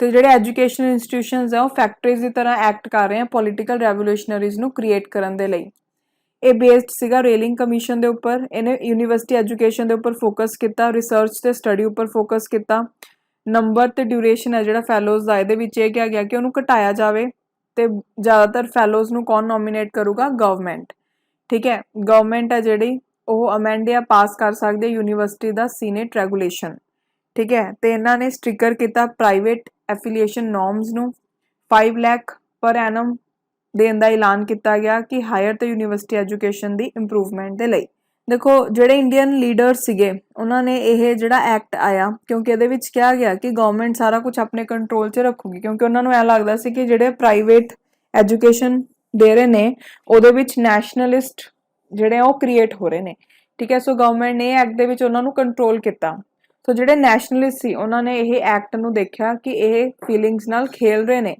ठीक है, तो गोखले ने इनू रेट्रोग्रेड मैजर भी बोलिया। और तो बाद नैक्सट अपने को government resolution on education policy 1913 ਦੇ ਵਿੱਚ आई। ठीक है, क्यों आई? 1906 ਦੇ ਵਿੱਚ ਜਿਹੜੀ ਸਟੇਟ ਸੀਗੀ ਬਰੋਦਾ ਦੀ, ਉਹਨੇ ਇੰਟਰੋਡਿਊਸ ਕੀਤਾ ਪ੍ਰਾਇਮਰੀ ਐਜੂਕੇਸ਼ਨ ਨੂੰ ਆਪਣੇ ਟੈਰੀਟਰੀਜ਼ ਦੇ ਵਿੱਚ। ठीक है, सो देखो नैक्सट की है government resolution on education policy. ये क्यों आया? ताकि इलिटरेसी ते अर्ज किया जाए प्रोविजनल गवर्नमेंट्स नू कि फ्री एलीमेंट्री एजुकेशन प्रोवाइड करन, ताकि ਜਿਹੜੇ बैकवर्ड या फिर पूरर सैक्शन के लोग हैं वो भी पढ़ सकन। ठीक है, उस तो बाद नैक्सट है सैडलर यूनीवर्सिटी कमीशन। ये ना अगर तुहानू कुछ याद ना हो रहा हो, एक्ट्स के बारे वैसे बहुत ही घट चांस है कि तुहानू एक्ट्स के बारे पूछणगे भी किस च की कहा गया। वुड्स डिस्पैच का जरूर पूछ लेंदे, होर किसी एक्ट बारे नहीं पूछते। बस नाम याद रखियो भी किहड़ा एक्ट है जिहड़ा रिलेटेड है एजुकेशन नाल, जिवें सैडलर यूनीवर्सिटी कमीशन है। ਇਹ ਕਾਹਦੇ ਲਈ ਆਇਆ ਸੀ? ਤਾਂ ਕਿ ਇੰਪਰੂਵਮੈਂਟ ਹੋਵੇ ਸੈਕੰਡਰੀ ਐਜੂਕੇਸ਼ਨ ਦੀ ਜਾਂ ਫਿਰ ਯੂਨੀਵਰਸਿਟੀ ਦੇ ਵਿੱਚ ਜੋ ਪੜਾਇਆ ਜਾਂਦਾ ਹੈ। ਓਕੇ, ਉਹ ਤੋਂ ਬਾਅਦ ਹੁਣ ਇਹਦੇ ਵਿੱਚ ਇਹ ਵੀ ਕਿਹਾ ਗਿਆ ਕਿ ਸਕੂਲ ਤੋਂ ਲੈ ਕੇ ਯੂਨੀਵਰਸਿਟੀ ਐਜੂਕੇਸ਼ਨ ਤੱਕ ਫੋਕਸ ਕੀਤਾ ਜਾਵੇ। 12 ਈਅਰ ਕਰਿਕੂਲਮ ਹੋਵੇ ਸਕੂਲ ਦੇ ਵਿੱਚ, ਸੈਪਰੇਟ ਬੋਰਡ ਹੋਵੇ ਸੈਕੰਡਰੀ ਤੇ ਇੰਟਰਮੀਡੀਏਟ ਲੈਵਲ ਦੇ ਲਈ, female scientific technical teacher training ਦੇ ਉੱਪਰ ਧਿਆਨ ਦਿੱਤਾ ਜਾਵੇ। ਜਿਹੜੀ ਯੂਨੀਵਰਸਿਟੀਜ਼ ਉਹਨਾਂ ਨੂੰ ਸੈਂਟਰਲਾਈਜ਼ ਕੀਤਾ ਜਾਵੇ। ਠੀਕ ਹੈ, ਯੂਨਿਟਰੀ ਰੈਜ਼ੀਡੈਂਟਲ ਟੀਚਿੰਗ ਇੱਕ ਦੇ ਲਈ ਇੱਕ ਆਟੋਨੋਮਸ ਬੋਡੀ ਬਣਾਈ ਜਾਵੇ। ਉਹ ਤੋਂ ਬਾਅਦ ਨੈਕਸਟ ਹੈ ਹਾਰਟੌਕ ਕਮੇਟੀ। ਹਾਰਟੌਕ ਕਮੇਟੀ 1929 ਦੇ ਵਿੱਚ ਆਈ। ठीक है, ये क्यों सैटअप की गई? ताकि एजुकेशन की डिवेलपमेंट हो रही है वो रिपोर्ट दी जा सके। इन्हें कहा कि प्राइमरी एजुकेशन के उपर फोकस किया जाए बट कोई भी कंपलसरी एजुकेशन ना हो। ठीक है, सिलैक्टिव एडमिशनस इन यूनीवर्सिटीज़ ताकि क्वालिटी नू इंप्रूव किया जाए, तो जो डिजर्विंग स्टूडेंट्स है वही हाई स्कूल के जान तो कॉलेज के जान। ओके, तो जोड़े दूजे ने उन्होंने वोकेशनल कोर्सिस करवाए जान। उस तो बाद नैक्सट है सर्जेंट प्लान ऑफ एजुकेशन 1944। ਇਹਦਾ ऑब्जेक्टिव की सी कि 40 ईयर्स ਦੇ ਵਿੱਚ ऐसा ਲੈਵਲ ਇੰਡੀਆ ਦੇ ਵਿੱਚ ਐਜੂਕੇਸ਼ਨ ਦਾ ਕਰ ਦੇਣਾ ਜੈਸਾ ਕਿ ਇੰਗਲੈਂਡ ਦੇ ਵਿੱਚ ਹੈ। 3 ਤੋਂ ਲੈ ਕੇ 6 ਈਅਰ ਤੱਕ ਦੇ ਜਿਹੜੇ ਏਜ ਗਰੁੱਪ ਹੈ ਉਹਦੇ ਵਿੱਚ ਪ੍ਰੀ ਪ੍ਰਾਇਮਰੀ ਐਜੂਕੇਸ਼ਨ ਹੋਵੇ। 6 ਤੋਂ ਲੈ ਕੇ 11 ਸਾਲ ਦੇ ਜਿਹੜੇ ਬੱਚੇ ਹੈ ਉਹਨਾਂ ਲਈ free universal compulsory elementary education ਹੋਵੇ। ਠੀਕ ਹੈ, ਜਿਹੜੀ ਹਾਈ ਸਕੂਲ ਐਜੂਕੇਸ਼ਨ ਹੈ 11 ਤੋਂ ਲੈ ਕੇ 17 ਈਅਰਸ ਤੱਕ ਦੇ ਜਿਹੜੇ ਬੱਚੇ ਨੇ ਉਹਨਾਂ ਲਈ ਹੋਵੇ ਤੇ ਉਹਨਾਂ ਨੂੰ ਸਿਲੈਕਟ ਕੀਤਾ ਜਾਊਗਾ। ਠੀਕ ਹੈ, ਉਸ ਤੋਂ ਬਾਅਦ ਜਿਹੜਾ ਯੂਨੀਵਰਸਿਟੀ ਕੋਰਸ ਹੈ ਉਹ 3 ਸਾਲਾਂ ਦਾ ਹੋਊਗਾ ਹਾਇਰ ਸੈਕੰਡਰੀ ਐਜੂਕੇਸ਼ਨ ਤੋਂ ਬਾਅਦ। ਉਸ ਤੋਂ ਬਾਅਦ ਇਹਦੇ ਵਿੱਚ ਇਹ ਵੀ ਕਿਹਾ ਗਿਆ ਕਿ ਟੈਕਨੀਕਲ ਕਮਰਸ਼ੀਅਲ ਤੇ ਆਰਟਸ ਐਜੂਕੇਸ਼ਨ ਵੀ ਪ੍ਰੋਵਾਈਡ ਕੀਤੀ ਜਾਵੇ। ਇੰਟਰਮੀਡੀਏਟ ਕੋਰਸ ਨੂੰ ਐਬੋਲਿਸ਼ ਕੀਤਾ ਜਾਵੇ। ਐਡਲਟ ਇਲਿਟਰੇਸੀ ਹੈ ਜਿਹੜੀ ਉਹਨੂੰ ਲਿਕੁਇਫਾਈਡ ਕੀਤਾ ਜਾਵੇ 20 ਈਅਰਸ ਦੇ ਵਿੱਚ। ਠੀਕ ਹੈ, ਤੇ ਇਹਦੇ ਵਿੱਚ ਜਿਹੜਾ ਇਹ ਕਮਿਸ਼ਨ ਆਇਆ ਉਹਨੇ ਸਟ੍ਰੈਸ ਕੀਤਾ ਕਿ ਟੀਚਰਸ ਦੀ ਵੀ ਪ੍ਰੋਪਰ ਢੰਗ ਨਾਲ ਟ੍ਰੇਨਿੰਗ ਹੋਵੇ, ਫਿਜ਼ੀਕਲ ਐਜੂਕੇਸ਼ਨ ਦੇ ਉੱਪਰ ਧਿਆਨ ਦਿੱਤਾ ਜਾਵੇ। ਠੀਕ ਹੈ, ਤੇ ਫਿਜ਼ੀਕਲੀ ਤੇ ਮੈਂਟਲੀ ਜਿਹੜੇ ਹੈਂਡੀਕੈਪਡ ਸਟੂਡੈਂਟਸ ਹੈ ਉਹਨਾਂ ਨੂੰ ਵੀ ਪ੍ਰੋਪਰ ਐਜੂਕੇਟ ਕੀਤਾ ਜਾਵੇ। ਉਹ ਤੋਂ ਬਾਅਦ ਦੇਖੋ ਹੁਣ ਆਪਾਂ ਕੁਝ ਕਮਿਸ਼ਨਸ ਬਾਰੇ ਹੋਰ ਪੜ੍ਹ ਰਹੇ ਹਾਂ।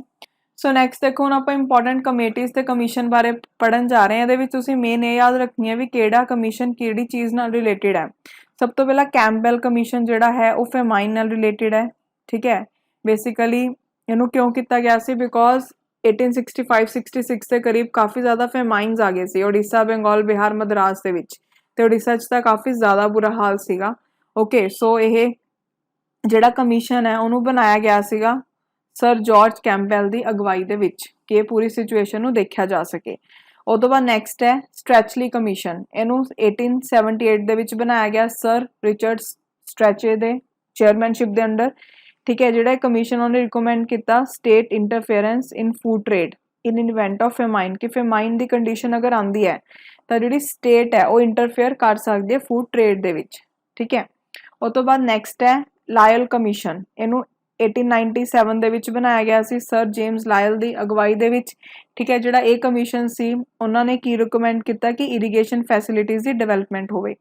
ਦੈਨ ਮੈਕਡੋਨਲ ਕਮਿਸ਼ਨ, ਇਹਨੂੰ 1900 ਦੇ ਵਿੱਚ ਸਰ ਐਂਥਨੀ ਮੈਕਡੋਨਲ ਦੀ ਅਗਵਾਈ ਦੇ ਵਿੱਚ ਬਣਾਇਆ ਗਿਆ ਤਾਂ ਕਿ ਰੀਇਵੈਲੂਏਟ ਤੇ ਰਿਕਮੈਂਡ ਕੀਤੇ ਜਾਣ ਚੇਂਜਸ ਪ੍ਰੀਵੀਅਸ ਕਮਿਸ਼ਨਸ ਦੀ ਰਿਪੋਰਟਸ ਦੇ ਵਿੱਚ। ਠੀਕ ਹੈ, ਹੁਣ ਦੀ ਕਰੰਟਲੀ ਸਿਚੁਏਸ਼ਨ ਨੂੰ ਦੇਖਦੇ ਹੋਏ ਫੇਮਾਈਨ ਸੀ ਜਿਹੜਾ ਇਹ ਕਮਿਸ਼ਨ ਸੀ ਉਹਨੇ ਰਿਕਮੈਂਡ ਕੀਤਾ ਕਿ ਆਫੀਸ਼ੀਅਲ ਮਸ਼ੀਨਰੀ ਜਿਹੜੀ ਡੀਲ ਕਰ ਰਹੀ ਹੈ ਫੇਮਾਈਨ ਨਾਲ ਉਹ ਪੂਰੇ ਸਾਲ ਕੰਮ ਕਰੂਗੀ ਤਾਂ ਕਿ ਜਿਹੜੀ ਫੂਡ ਦੀ ਕਮੀ ਹੈ ਉਹ ਨਾ ਆਵੇ, ਤੇ ਅਗਰ ਆਂਦੀ ਵੀ ਹੈ ਫੂਡ ਦੀ ਕਮੀ ਤਾਂ ਉਹਨੂੰ ਪ੍ਰੋਪਰ ਤਰੀਕੇ ਦੇ ਨਾਲ ਕੰਟਰੋਲ ਕੀਤਾ ਜਾਵੇ ਟਾਈਮ ਦੇ ਵਿੱਚ ਤਾਂ ਕਿ ਫੇਮਾਈਨ ਜੈਸੀ ਸਿਚੁਏਸ਼ਨ ਹੀ ਨਾ ਆਵੇ। ਠੀਕ ਹੈ, ਉਹ ਤੋਂ ਬਾਅਦ ਨੈਕਸਟ ਹੈ law commission. Law commission pre independence origin ਹੈ ਇੰਡੀਆ ਦੇ ਵਿੱਚ ਲਾਅ ਕਮਿਸ਼ਨਸ ਦਾ। ਜਿਹੜਾ ਫਸਟ ਲਾਅ ਕਮਿਸ਼ਨ ਹੈ 1834 ਦੇ ਵਿੱਚ ਬਣਾਇਆ ਗਿਆ as a result of charter act of 1833 ਤੇ ਕਿਹਦੀ ਚੇਅਰਮੈਨਸ਼ਿਪ ਦੇ ਅੰਡਰ TB ਮੈਕੌਲੇ। ਬਹੁਤ ਇੰਪੋਰਟੈਂਟ ਨਾਮ ਹੈ, ਯਾਦ ਰੱਖਿਓ।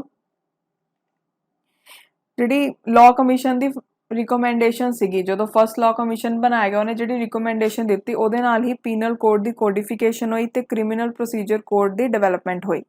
Second pre independence law commission 1853 ਚ ਬਣਾਇਆ ਗਿਆ ਸਰ ਜੌਨ ਰੋਮਿਲੀ ਦੀ ਅਗਵਾਈ ਦੇ ਵਿੱਚ। ਦੈਨ ਥਰਡ 1862 ਦੇ ਵਿੱਚ ਸਰ ਜੌਨ ਰੋਮਿਲੀ ਦੀ ਅਗਵਾਈ ਦੇ ਵਿੱਚ। ਦੈਨ ਫੋਰਥ ਜਿਹੜਾ ਸੀ ਉਹ ਸਰ ਵਿਟਲੇ ਸਟੋਕਸ ਦੀ ਚੇਅਰਮੈਨਸ਼ਿਪ ਦੇ ਅੰਡਰ ਬਣਾਇਆ ਗਿਆ। ਠੀਕ ਹੈ, ਅਗਰ ਆਪਾਂ ਗੱਲ ਕਰੀਏ ਕਿ ਆਜ਼ਾਦੀ ਤੋਂ ਬਾਅਦ ਜਿਹੜਾ ਫਸਟ ਲਾਅ ਕਮਿਸ਼ਨ ਹੈ ਉਹ 1955 ਦੇ ਵਿੱਚ ਬਣਿਆ। ਬਸ ਇਹਦੇ ਵਿੱਚ ਤੁਸੀਂ ਆਹ ਵਾਲਾ ਪੁਆਇੰਟ ਯਾਦ ਰੱਖਣਾ ਜਿਹੜਾ ਮੈਂ ਤੁਹਾਨੂੰ ਪਹਿਲਾਂ ਦੱਸਿਆ ਤੇ ਇੱਕ ਲਾਸਟ ਵਾਲਾ ਯਾਦ ਰੱਖਣਾ, ਹੋਰ ਕੁਝ ਪੜ੍ਹਨ ਦੀ ਜ਼ਰੂਰਤ ਨਹੀਂ ਹੈ। ਹੁਣ ਉਹ ਤੋਂ ਬਾਅਦ ਕੁਝ ਹੋਰ ਕਮਿਸ਼ਨ ਹੈ। ਸਕਾਟ ਮੌਨਕ੍ਰਿਫ ਕਮਿਸ਼ਨ ਇਰੀਗੇਸ਼ਨ ਤੇ ਉੱਪਰ ਬਣਾਇਆ ਸੀ ਕਰਜ਼ਨ ਨੇ। Then Fraser commission police reforms ਤੇ ਕਰਜ਼ਨ ਨੇ ਬਣਾਇਆ ਸੀ। ਬਟਲਰ ਕਮਿਸ਼ਨ ਇੰਡੀਅਨ ਸਟੇਟ ਦੇ ਉੱਪਰ ਬਣਾਇਆ ਸੀ ਕਿ ਇੰਡੀਅਨ ਸਟੇਟਸ ਦਾ ਕੀ ਰਿਲੇਸ਼ਨ ਹੈ ਬ੍ਰਿਟਿਸ਼ ਕਰਾਊਨ ਨਾਲ ਤੇ ਲਾਰਡ ਇਰਵਿਨ ਲੈ ਕੇ ਆਇਆ ਸੀ ਇਹਨੂੰ। ਦੈਨ ਵਿਟਲੇ ਕਮਿਸ਼ਨ ਲੇਬਰ ਦੇ ਉੱਪਰ ਬਣਾਇਆ ਸੀ ਇਰਵਿਨ ਨੇ। ਸਪਰੂ ਕਮਿਸ਼ਨ ਅਨਇੰਪਲੋਇਮੈਂਟ ਤੇ ਲਾਰਡ ਲਿਨਲਿਥ ਗੋ ਨੇ ਬਣਾਇਆ। ਦੈਨ ਚਾਰਲਫੀਲਡ ਕਮਿਸ਼ਨ ਹੈ ਜਿਹੜਾ ਆਰਮੀ ਦੇ ਉੱਪਰ ਬਣਾਇਆ ਲਿਨਲਿਥ ਗੋ ਨੇ। ਦੈਨ ਫਲਾਉਡ ਕਮਿਸ਼ਨ ਟੇਨੈਂਸੀ ਦੇ ਉੱਪਰ ਆਇਆ ਬੰਗਾਲ ਦੇ ਲਈ। ਠੀਕ ਹੈ, ਤੇ ਇਹਨੂੰ ਵੀ ਕਿਹਨੇ ਬਣਾਇਆ ਸੀ ਲਿਨਲਿਥ ਗੋ। ਦੁਰੰਦ ਕਮਿਸ਼ਨ ਹੈ ਜਿਹੜਾ ਇਹ ਕਾਹਦੇ ਲਈ ਬਣਾਇਆ ਗਿਆ ਤਾਂ ਕਿ ਜਿਹੜੀ ਦੁਰੰਦ ਲਾਈਨ ਹੈ ਇੰਡੀਆ ਤੇ ਅਫਗਾਨਿਸਤਾਨ ਦੇ ਵਿੱਚ ਉਹਨੂੰ ਡਿਫਾਈਨ ਕੀਤਾ ਜਾਵੇ। ਓਕੇ, ਇੰਪੋਰਟੈਂਟ ਹੈ ਕਾਫੀ। ਉਹ ਤੋਂ ਬਾਅਦ ਹੁਣ ਨੈਕਸਟ ਆਪਾਂ ਪੜ੍ਹ ਰਹੇ ਹਾਂ ਗਵਰਨਰ ਜਨਰਲ ਤੇ ਵਾਇਸਰਾਇਜ਼ ਦੇ ਬਾਰੇ ਕਿ ਕੀ ਉਹਨਾਂ ਦੇ ਕੰਟਰੀਬਿਊਸ਼ਨ ਰਹੇ, ਕੀ ਉਹਨਾਂ ਦੀ ਇੰਪੋਰਟੈਂਸ ਰਹੀ। ਸੋ ਹੁਣ ਇਹ ਦੇਖਦੇ ਹਾਂ।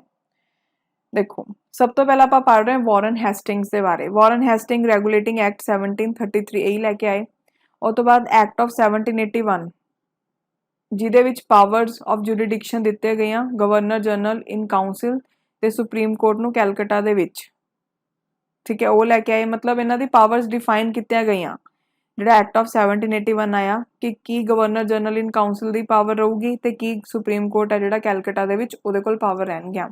ਦੈਨ ਪਿਟਸ ਇੰਡੀਆ ਐਕਟ 1784 ਉਹ ਵੀ ਵਾਰਨ ਹੈਸਟਿੰਗ ਦੇ ਟਾਈਮ ਤੇ ਆਇਆ। ਰੋਹਿਲਾ ਵਾਰ ਹੋਈ 1774 ਦੇ ਵਿੱਚ। ਫਸਟ ਮਰਾਠਾ ਵਾਰ ਜਾਂ ਟ੍ਰੀਟੀ ਆਫ ਸਲਬਈ ਹੈ ਜਿਹੜੀ ਉਹ ਵੀ ਵਾਰਨ ਹੈਸਟਿੰਗ ਦੇ ਟਾਈਮ ਤੋਂ ਹੋਇਆ। Second Mysore war. ਠੀਕ ਹੈ, then relationship Chait Singh Maharaja of Banaras ਜਿਹਦੇ ਨਾਲ ਇੰਪੀਚਮੈਂਟ ਹੋਈ ਸੀ ਇੰਗਲੈਂਡ ਦੇ ਵਿੱਚ ਹੈਸਟਿੰਗਸ ਦੀ, ਇਹ ਵੀ ਵਾਰਨ ਹੈਸਟਿੰਗ ਦੇ ਟਾਈਮ ਤੇ ਹੋਇਆ। ਠੀਕ ਹੈ, ਤੇ ਏਸ਼ੀਆਟਿਕ ਸੁਸਾਇਟੀ ਆਫ ਬੰਗਾਲ ਦੀ ਜਿਹੜੀ ਫਾਊਂਡੇਸ਼ਨ ਹੈ ਇਹ ਵੀ ਵਾਰਨ ਹੈਸਟਿੰਗ ਦੇ ਟਾਈਮ ਤੇ ਹੋਈ। ਓਕੇ, ਸੋ ਇਹ ਜਿਹੜੀ ਚੀਜ਼ਾਂ ਆਪਾਂ ਪੜ੍ਹ ਰਹੇ ਹਾਂ ਨਾ ਇਹਨੂੰ ਇੱਕ ਵਾਰ ਰੀਡ ਕਰ ਲਿਓ। ਕਈ ਵਾਰ ਗਲਤੀ ਦੇ ਨਾਲ ਮੈਚ ਦਾ ਫੋਲੋਇੰਗ 'ਚ ਪਾ ਦਿੰਦੇ ਨੇ ਕੁਐਸਚਨ। ਠੀਕ ਹੈ, ਜਿਵੇਂ ਮੈਂ ਤੁਹਾਨੂੰ ਦੱਸੂਗੀ ਕਿਹਦਾ ਯਾਦ ਰੱਖਣਾ। ਜਿਵੇਂ ਵਾਰਨ ਹੈਸਟਿੰਗ ਇੰਪੋਰਟੈਂਟ ਹੈ। ਉਹ ਤੋਂ ਬਾਅਦ ਲਾਰਡ ਕੌਰਨਵਾਲਿਸ ਹੈ, ਇਹਦੇ ਟਾਈਮ ਤੇ ਥਰਡ ਮਾਈਸੂਰ ਵਾਰ ਹੋਈ ਤੇ ਟ੍ਰੀਟੀ ਆਫ ਸਰਿੰਗਾਪਟਨਮ ਹੋਈ। ਦੈਨ ਕੌਰਨਵਾਲਿਸ ਨੇ ਕੋਡ ਦਿੱਤਾ ਜਿਹਦੇ ਵਿੱਚ ਜੁਡੀਸ਼ੀਅਲ ਰਿਫਾਰਮਸ ਜਿਹੜੇ ਨੇ ਉਹ ਦਿੱਤੇ ਤੇ ਉਹਦੇ ਵਿੱਚ ਰੈਵਨਿਊ ਐਡਮਿਨਿਸਟ੍ਰੇਸ਼ਨ ਤੇ ਸਿਵਲ ਜੁਡੀਡਿਕਸ਼ਨ ਨੂੰ ਸੈਪਰੇਟ ਕੀਤਾ ਗਿਆ। ਠੀਕ ਹੈ, ਪਰਮਾਨੈਂਟ ਸੈਟਲਮੈਂਟ ਆਫ ਬੰਗਾਲ 1793 ਇਹ ਵੀ ਲਾਰਡ ਕੌਰਨਵਾਲਿਸ ਦੇ ਟਾਈਮ ਤੇ ਆਇਆ। ਦੈਨ ਇੰਟਰੋਡਕਸ਼ਨ ਹੋਈ ਸਿਵਲ ਸਰਵਿਸਿਜ਼ ਦੀ। ਓਕੇ, ਉਹ ਤੋਂ ਬਾਅਦ ਨੈਕਸਟ ਹੈ sir John Shore. Charter act of 1793 ਤੇ ਬੈਟਲ ਆਫ ਕਾਰਦਾ ਜਿਹੜੀ ਕਿ ਨਿਜ਼ਾਮ ਤੇ ਮਰਾਠਾਸ ਵਿੱਚ ਹੋਈ, ਇਹ ਸਰ ਜੌਨ ਸ਼ੋਰ ਦੇ ਟਾਈਮ ਤੇ ਹੋਇਆ। ਦੈਨ ਲਾਰਡ ਵੈਲਸਲੇ ਇੰਪੋਰਟੈਂਟ ਹੈ, ਇਹਨੇ ਇੰਟਰੋਡਿਊਸ ਕੀਤਾ ਸਬਸਿਡੀ ਅਲਾਈਨ ਸਿਸਟਮ। ਠੀਕ ਹੈ, ਤੇ ਜਿਹੜਾ ਸਬਸਿਡੀ ਅਲਾਈਨ ਸਿਸਟਮ ਸੀ ਉਹ ਸਭ ਤੋਂ ਪਹਿਲਾਂ ਨਿਜ਼ਾਮ ਆਫ ਹੈਦਰਾਬਾਦ ਨਾਲ ਸਾਈਨ ਕੀਤਾ ਗਿਆ। ਫੋਰਥ ਮਾਈਸੂਰ ਵਾਰ ਹੋਈ ਇਹਦੇ ਟਾਈਮ ਤੇ। ਸੈਕਿੰਡ ਮਰਾਠਾ ਵਾਰ ਹੋਈ। ਉਹ ਤੋਂ ਬਾਅਦ ਤੰਜੋਰ ਸੂਰਤ ਤੇ ਕਾਰਨੈਟਿਕ ਦੀ ਐਡਮਿਨਿਸਟ੍ਰੇਸ਼ਨ ਸੰਭਾਲੀ ਲਾਰਡ ਵੈਲਸਲੇ ਨੇ ਤੇ ਟ੍ਰੀਟੀ ਆਫ ਬਸੀਨ ਹੋਈ। ਉਹ ਤੋਂ ਬਾਅਦ ਨੈਕਸਟ ਹੈ ਸਰ ਜਾਰਜ ਬਾਰਲੋ ਵਿਲੌਰ ਮਿਊਟੀਨੀ। ਉਹ ਤੋਂ ਬਾਅਦ ਲਾਰਡ ਮਿੰਟੋ 1 ਟ੍ਰੀਟੀ ਆਫ ਅੰਮ੍ਰਿਤਸਰ ਹੋਈ ਮਹਾਰਾਜਾ ਰਣਜੀਤ ਸਿੰਘ ਜੀ ਦੇ ਨਾਲ, ਇਹ ਵੀ ਇੰਪੋਰਟੈਂਟ ਹੈ, ਯਾਦ ਰੱਖਿਓ। ਦੈਨ ਲਾਰਡ ਹੈਸਟਿੰਗਸ ਦੇ ਟਾਈਮ ਤੇ ਕੀ ਹੋਇਆ Anglo Nepal war, treaty of Sugauli. Then third Maratha war ਤੇ ਮਰਾਠਾ ਕੌਨਫੀਡਰੇਸੀ ਦੀ ਡਿਸੋਲਿਊਸ਼ਨ ਜਿਹਦੇ ਨਾਲ ਬੰਬੇ ਪ੍ਰੈਜ਼ੀਡੈਂਸੀ ਦੀ ਕ੍ਰੀਏਸ਼ਨ ਵੀ ਇਹਨਾਂ ਦੇ ਟਾਈਮ ਤੇ ਹੋਈ। ਉਹ ਤੋਂ ਬਾਅਦ ਪਿੰਡਾਰੀਜ਼ ਦੇ ਨਾਲ ਸਟ੍ਰਾਈਫ ਹੋ ਗਈ ਸੀ। ਠੀਕ ਹੈ, ਤੇ ਟ੍ਰੀਟੀ ਆਫ ਸਿੰਧੀਆ ਹੋਈ। ਦੈਨ ਰੌਟਵਾੜੀ ਸਿਸਟਮ ਥਾਮਸ ਮੁਨਰੋ ਨੇ ਜਿਹੜਾ ਐਸਟੈਬਲਿਸ਼ ਕੀਤਾ ਸੀ, ਜੋ ਗਵਰਨਰ ਸੀ ਮਦਰਾਸ ਦਾ, ਉਹ ਵੀ ਲਾਰਡ ਹੈਸਟਿੰਗ ਦੇ ਟਾਈਮ ਤੇ ਆਇਆ ਸੀ ਜਿਹੜਾ ਰੌਟਵਾੜੀ ਸਿਸਟਮ ਸੀ। ਉਹ ਤੋਂ ਬਾਅਦ ਲਾਰਡ ਐਮਰੈਸਟ ਫਸਟ ਬਰਮੀਜ਼ ਵਾਰ ਤੇ ਭਰਤਪੁਰ ਨੂੰ ਕੈਪਚਰ ਲॉर्ड ਐਮਰਸ ਦੇ ਟਾਈਮ ਤੇ ਕੀਤਾ ਗਿਆ। ਉਹ ਤੋਂ ਬਾਅਦ ਨੈਕਸਟ ਹੈ ਲॉर्ड ਵਿਲੀਅਮ ਬੈਂਟਿਕ, ਸਤੀ ਦੀ ਐਬੋਲੀਸ਼ਨ ਤੇ ਜਿਹੜੇ ਅਦਰ ਕਰੂਅਲ ਪ੍ਰੈਕਟਿਸਿਸ ਸੀਗੇ ਉਹਨਾਂ ਦੀ ਐਬੋਲੀਸ਼ਨ ਲॉर्ड ਵਿਲੀਅਮ ਬੈਂਟਿਕ ਦੇ ਟਾਈਮ ਤੋਂ ਹੀ। ਉਹ ਤੋਂ ਬਾਅਦ ਨੈਕਸਟ ਹੈ ਚਾਰਟਰ ਐਕਟ ਆਫ 1833 ਇਹਨਾਂ ਦੇ ਟਾਈਮ ਤੇ ਆਇਆ। ਰੈਜ਼ੋਲੂਸ਼ਨ ਆਫ 1835 ਐਜੂਕੇਸ਼ਨਲ ਰਿਫਾਰਮਸ, ਠੀਕ ਹੈ, ਤੇ ਇਹ ਚੀਜ਼ ਕਿ ਇੰਗਲਿਸ਼ ਨੂੰ ਆਫੀਸ਼ੀਅਲ ਲੈਂਗੁਏਜ ਦੇ ਤੌਰ ਤੇ ਵਰਤਿਆ ਜਾਊਗਾ। ਉਹ ਤੋਂ ਬਾਅਦ ਮਾਈਜ਼ੂਰ, ਕਰੁਗ ਤੇ ਸੈਂਟਰਲ ਚੱਚਰ ਦੀ ਐਨੈਕਸੇਸ਼ਨ ਲॉर्ड ਵਿਲੀਅਮ ਬੈਂਟਿਕ ਦੇ ਟਾਈਮ ਤੇ ਹੋਈ। Treaty of perpetual friendship Maharaja Ranjit Singh ji ਦੇ ਨਾਲ ਲॉर्ड ਵਿਲੀਅਮ ਬੈਂਟਿਕ ਨੇ ਕੀਤੀ। ਲॉर्ड ਮੈਟਕੈਫੇ ਦੇ ਬਾਰੇ ਯਾਦ ਰੱਖਣਾ ਹੈ, ਪ੍ਰੈਸ ਲਾਅ ਜਿਹਦੇ ਨਾਲ ਪ੍ਰੈਸ ਦੇ ਉੱਪਰ ਰਿਸਟ੍ਰਿਕਸ਼ਨਸ ਹਟਾਈਆਂ ਗਈਆਂ ਲॉर्ड ਮੈਟਕੈਫੇ ਦੇ ਟਾਈਮ ਤੇ ਆਈਆਂ। ਓਕੇ, ਲॉर्ड ਆਕਲੈਂਡ ਦੇ ਟਾਈਮ ਤੇ ਫਸਟ ਅਫਗਾਨ ਵਾਰ ਹੋਈ ਤੇ ਮਹਾਰਾਜਾ ਰਣਜੀਤ ਸਿੰਘ ਜੀ ਦੀ ਡੈਥ ਹੋਈ। Then Lord Ellenborough, Sindh ਨੂੰ ਐਨੈਕਸੇਸ਼ਨ ਕੀਤਾ ਗਿਆ ਤੇ ਗਵਾਲੀਅਰ ਨਾਲ ਵਾਰ ਹੋਈ। Then Lord Hardinge 1, first Anglo Sikh war, treaty of Lahore Lord Hardinge 1 ਦੇ ਟਾਈਮ ਤੇ ਹੋਈ। ਓਕੇ, ਉਹ ਤੋਂ ਬਾਅਦ ਸੋਸ਼ਲ ਰਿਫਾਰਮਸ ਵੀ ਆਏ ਕੁਝ, ਜਿਵੇਂ ਕਿ ਫੀਮੇਲ ਇਨਫੈਂਟੀਸਾਈਡ ਤੇ ਹਿਊਮਨ ਸੈਕਰੀਫਾਈਸ ਦੀ ਪ੍ਰਥਾ ਨੂੰ ਖਤਮ ਕੀਤਾ ਗਿਆ। ਉਹ ਤੋਂ ਬਾਅਦ ਸਭ ਤੋਂ ਇੰਪੋਰਟੈਂਟ ਹੁਣ ਆਪਾਂ ਪੜ੍ਹਨ ਜਾ ਰਹੇ ਹਾਂ ਲॉर्ड ਡਲਹੌਜ਼ੀ, ਬਹੁਤ ਇੰਪੋਰਟੈਂਟ ਹੈ ਤੇ ਬਹੁਤ ਕੁਐਸਚਨਸ ਆਉਂਦੇ ਆ।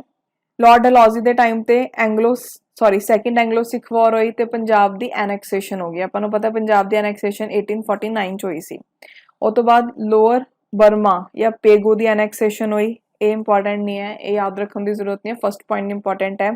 ਡਾਕਟ੍ਰਿਨ ਆਫ ਲੈਪਸ ਨੂੰ ਇੰਟਰੋਡਿਊਸ ਕੀਤਾ ਲॉर्ड ਡਲਹੌਜ਼ੀ ਨੇ, ਜਿਹਦੇ ਵਿੱਚ ਸਤਾਰਾ, ਜੈਤਪੁਰ, ਸੰਭਲਪੁਰ, ਉਦੈਪੁਰ, ਝਾਂਸੀ, ਨਾਗਪੁਰ ਤੇ ਅਵਧ ਇਹਨਾਂ ਸਾਰਿਆਂ ਨੂੰ ਐਨੈਕਸ ਕੀਤਾ ਗਿਆ।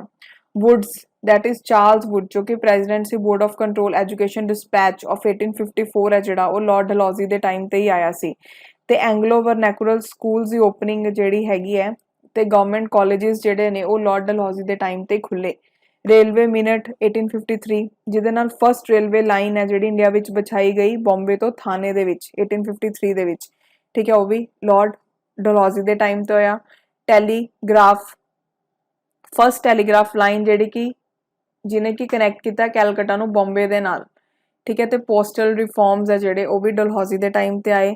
ਦੈਨ ਗੰਗਾਸ ਕੈਨਾਲ ਨੂੰ ਓਪਨ ਕੀਤਾ ਗਿਆ, ਠੀਕ ਹੈ, ਤੇ ਸੈਪਰੇਟ ਪਬਲਿਕ ਵਰਕ ਡਿਪਾਰਟਮੈਂਟ ਨੂੰ ਵੀ ਬਣਾਇਆ ਗਿਆ। ਉਹ ਤੋਂ ਬਾਅਦ ਵਿਡੋ ਰੀਮੈਰਿਜ ਐਕਟ ਆਇਆ, ਇਹ ਵੀ ਲॉर्ड ਡਲਹੌਜ਼ੀ ਲੈ ਕੇ ਆਇਆ ਸੀ।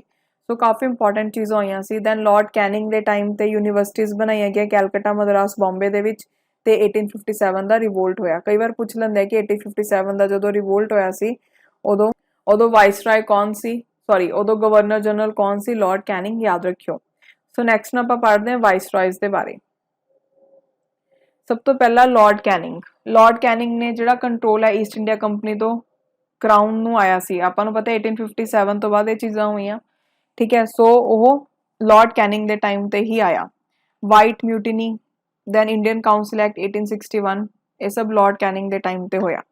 ਉਹ ਤੋਂ ਬਾਅਦ ਲॉर्ड ਐਲਗਨ 1 ਦੇ ਟਾਈਮ ਤੇ ਵਹਾਬੀ ਮੂਵਮੈਂਟ ਹੋਈ। ਲॉर्ड ਜੌਨ ਲਾਰੈਂਸ ਦੇ ਟਾਈਮ ਤੇ ਭੂਟਾਨ ਵਾਰ ਤੇ ਹਾਈ ਕੋਰਟਸ ਨੂੰ ਸੈੱਟ ਕੀਤਾ ਗਿਆ ਕੈਲਕਟਾ, ਬੰਬੇ, ਮਦਰਾਸ ਦੇ ਵਿੱਚ। ਦੈਨ ਲॉर्ड ਮਾਇਓ, ਰਾਜਕੋਟ ਕਾਲਜ ਕੈਥਾਵਰ ਤੇ ਮਾਇਓ ਕਾਲਜ ਅਜਮੇਰ ਦੇ ਵਿੱਚ ਤਾਂ ਕਿ ਪੋਲੀਟੀਕਲ ਟ੍ਰੇਨਿੰਗ ਹੋ ਸਕੇ ਇੰਡੀਅਨ ਪ੍ਰਿੰਸਿਸ ਦੀ, ਉਹ ਖੋਲੇ ਗਏ ਲॉर्ड ਮਾਇਓ ਦੇ ਟਾਈਮ ਤੇ। ਸਟੈਟਿਕਲ ਸਰਵੇ ਆਫ ਇੰਡੀਆ, ਇਹ ਇੰਪੋਰਟੈਂਟ ਹੈ, ਕਿਹਦੇ ਟਾਈਮ ਤੇ ਹੋਇਆ ਸੀ, ਲॉर्ड mayo.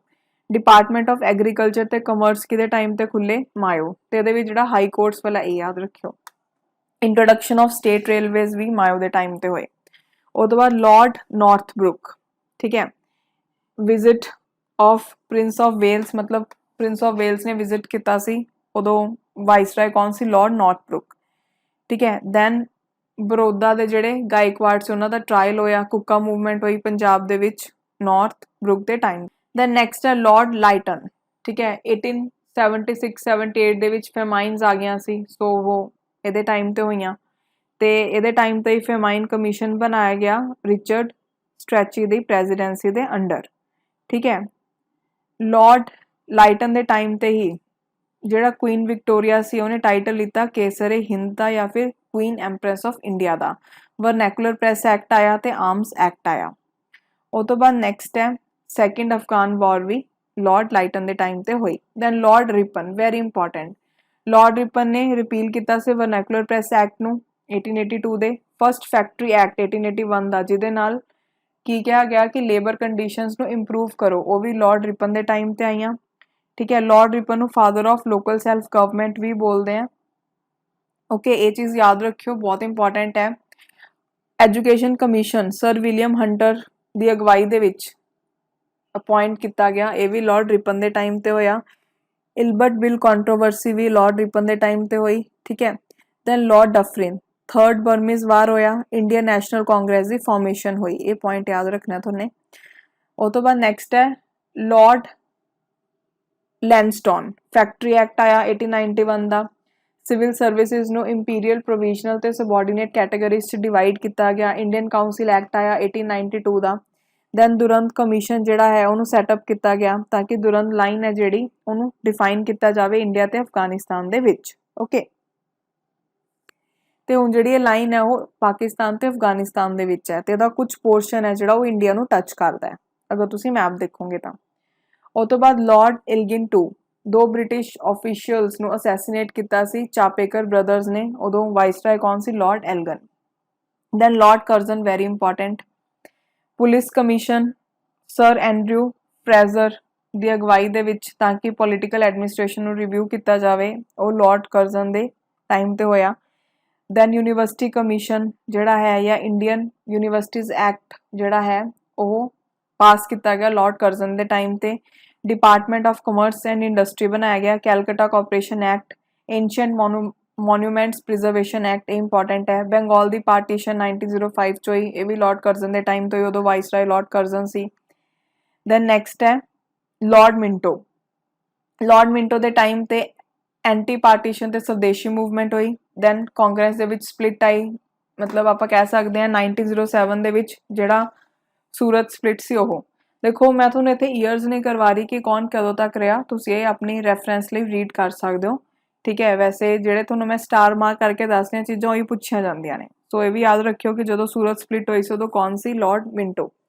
Then Lord Hardinge two, Bengal presidency ਦੀ ਕ੍ਰੀਏਸ਼ਨ ਬੰਬੇ ਤੇ ਮਦਰਾਸ ਦੀ ਤਰ੍ਹਾਂ ਲਾਰਡ ਹਾਰਡਿੰਗ ਟੂ ਦੇ ਟਾਈਮ ਤੇ ਹੋਈ। ਤੇ ਆ ਜਿਹੜਾ ਪੁਆਇੰਟ ਹੈ ਬਹੁਤ ਇੰਪੋਰਟੈਂਟ ਹੈ, ਕੈਪੀਟਲ ਟ੍ਰਾਂਸਫਰ ਕੈਲਕਟਾ ਤੋਂ ਦਿੱਲੀ 1911 ਦੇ ਵਿੱਚ, ਇਹ ਵੀ ਲਾਰਡ ਹਾਰਡਿੰਗ ਟੂ ਦੇ ਟਾਈਮ ਤੇ ਹੋਈ। ਹਿੰਦੂ ਮਹਾਸਭਾ ਦੀ ਫਾਰਮੇਸ਼ਨ ਮਦਨ ਮੋਹਨ ਮਾਲਵੀਆ ਨੇ ਕੀਤੀ ਸੀ, ਇਹ ਵੀ ਲਾਰਡ ਹਾਰਡਿੰਗ ਟੂ ਦੇ ਟਾਈਮ ਤੇ ਕੀਤੀ।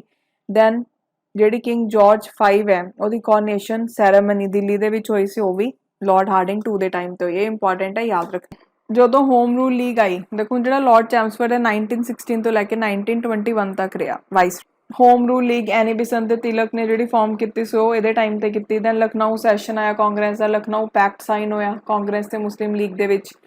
ਦੈਨ ਸਾਬਰਮਤੀ ਆਸ਼ਰਮ ਦੀ ਫਾਊਂਡੇਸ਼ਨ ਹੋਈ, ਠੀਕ ਹੈ, ਜਦੋਂ ਗਾਂਧੀ ਜੀ ਵਾਪਿਸ ਆ ਗਏ। ਚੰਪਾਰਨ ਸੱਤਿਆਗ੍ਰਹਿ, ਖੇੜਾ ਸੱਤਿਆਗ੍ਰਹਿ ਤੇ ਅਹਿਮਦਾਬਾਦ ਸੱਤਿਆਗ੍ਰਹਿ ਲਾਰਡ ਚੈਮਸਫੋਰਡ ਦੇ ਟਾਈਮ ਤੇ ਚਲਾਇਆ ਗਿਆ। ਮੌਂਟੇਗਿਊ ਅਗਸਤਕ ਡੈਕਲੇਰੇਸ਼ਨ ਆਈ, ਗਵਰਨਮੈਂਟ ਆਫ ਇੰਡੀਆ ਐਕਟ 1919 ਆਇਆ, ਰੌਲੈਟ ਐਕਟ ਆਇਆ 1919 ਦਾ, ਜਲਿਆਂਵਾਲਾ ਬਾਗ ਮੈਸੇਕਰ ਹੋਇਆ। ਦੈਨ ਨਾਨ ਕੋਆਪਰੇਸ਼ਨ ਤੇ ਖਿਲਾਫਤ ਮੂਵਮੈਂਟ ਹੋਈ। ਉਸ ਤੋਂ ਬਾਅਦ ਵਿਮਨ ਯੂਨੀਵਰਸਿਟੀ ਬਣਾਈ ਗਈ ਪੂਨਾ ਦੇ ਵਿੱਚ ਤੇ ਸੈਡਲਰ ਕਮਿਸ਼ਨ ਨੂੰ ਅਪਾਇੰਟ ਕੀਤਾ ਗਿਆ ਤਾਂ ਕਿ ਐਜੂਕੇਸ਼ਨਲ ਪਾਲਿਸੀ ਦੇ ਵਿੱਚ ਰਿਫਾਰਮਸ ਆ ਸਕਣ।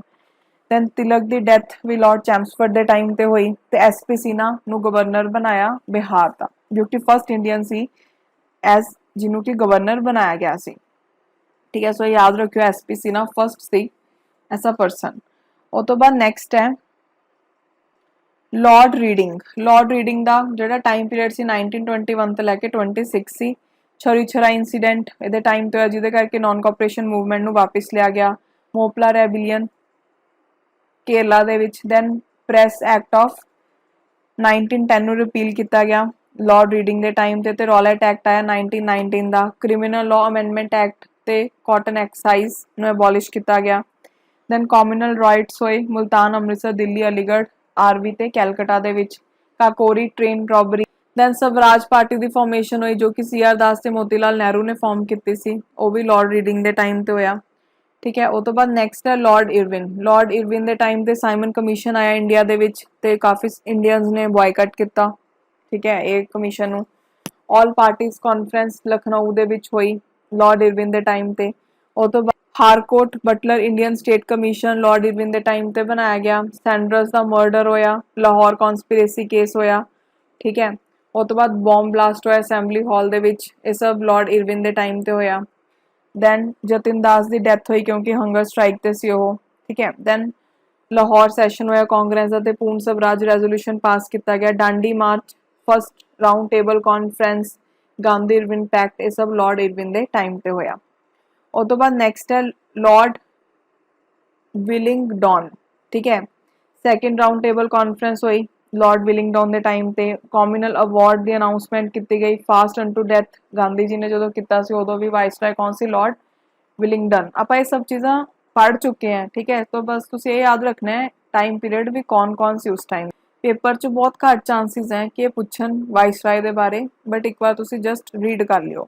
उस बाद थर्ड टेबल राउंड कॉन्फ्रेंस, ਹੁਣ ਜਿਹੜੇ ਵਾਈਸਰਾਏ ਨੇ ਉਹਨਾਂ ਦੇ ਤੁਹਾਨੂੰ ਕੀ ਹੋਇਆ ਇਹ ਪੜਨ ਦੀ ਜ਼ਰੂਰਤ ਨਹੀਂ, ਉਹਨਾਂ ਦਾ ਤੁਸੀਂ ਈਅਰ ਦਿਮਾਗ 'ਚ ਬਿਠਾ ਲਿਓ। ਬਿਕੋਜ਼ ਅਗਰ ਤੁਹਾਨੂੰ ਮਾਡਰਨ ਹਿਸਟਰੀ ਦੀ ਮੂਵਮੈਂਟਸ ਯਾਦ ਹੈ ਵੀ ਕਿਹੜੀ ਕਦੋਂ ਚਲਾਈ ਗਈ, ਆਪਾਂ ਸਾਰਾ ਕੁਝ ਡਿਸਕਸ ਕਰ ਚੁੱਕੇ ਹਾਂ, ਤਾਂ ਤੁਹਾਨੂੰ ਆਪਣੇ ਆਪ ਆਈਡੀਆ ਲੱਗ ਜਾਊਗਾ ਕਿ ਉਸ ਟਾਈਮ ਤੇ ਕੌਣ ਹੋਊਗਾ ਵਾਈਸਰਾਏ, ਠੀਕ ਹੈ। ਉਹਦੇ ਬਾਅਦ ਥਰਡ ਰਾਉਂਡ ਟੇਬਲ ਕਾਨਫਰੰਸ ਆਈ। Then individual civil disobedience, government of India act 1935 ਦਾ ਇਹਦੇ ਟਾਈਮ ਤੇ ਪਾਸ ਹੋਇਆ।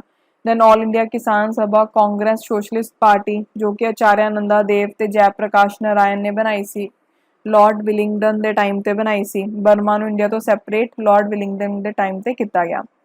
Then Lord Linlithgow, first general elections ਇਹਦੇ ਟਾਈਮ ਤੇ ਹੋਏ। ਸੁਭਾਸ਼ ਚੰਦਰ ਬੋਸ ਨੂੰ ਇਲੈਕਟ ਕੀਤਾ ਗਿਆ ਪ੍ਰੈਜ਼ੀਡੈਂਟ ਆਫ ਕਾਂਗਰਸ ਦਾ। ਦੈਨ ਬੋਸ ਨੇ ਰੈਜ਼ਿਗਨੇਸ਼ਨ ਦਿੱਤਾ ਤੇ ਫਾਰਵਰਡ ਬਲੌਕ ਦੀ ਫਾਰਮੇਸ਼ਨ ਕੀਤੀ। ਉਸ ਤੋਂ ਬਾਅਦ ਲਾਹੌਰ ਰੈਜ਼ੋਲੂਸ਼ਨ ਜੋ ਮੁਸਲਿਮ ਲੀਗ ਲੈ ਕੇ ਆਇਆ ਸੀ, ਜਿਹਦੇ ਵਿੱਚ ਸੈਪਰੇਟ ਸਟੇਟ ਦੀ ਡਿਮਾਂਡ ਕੀਤੀ ਗਈ ਸੀ ਮੁਸਲਿਮਸ ਲਈ, ਠੀਕ ਹੈ।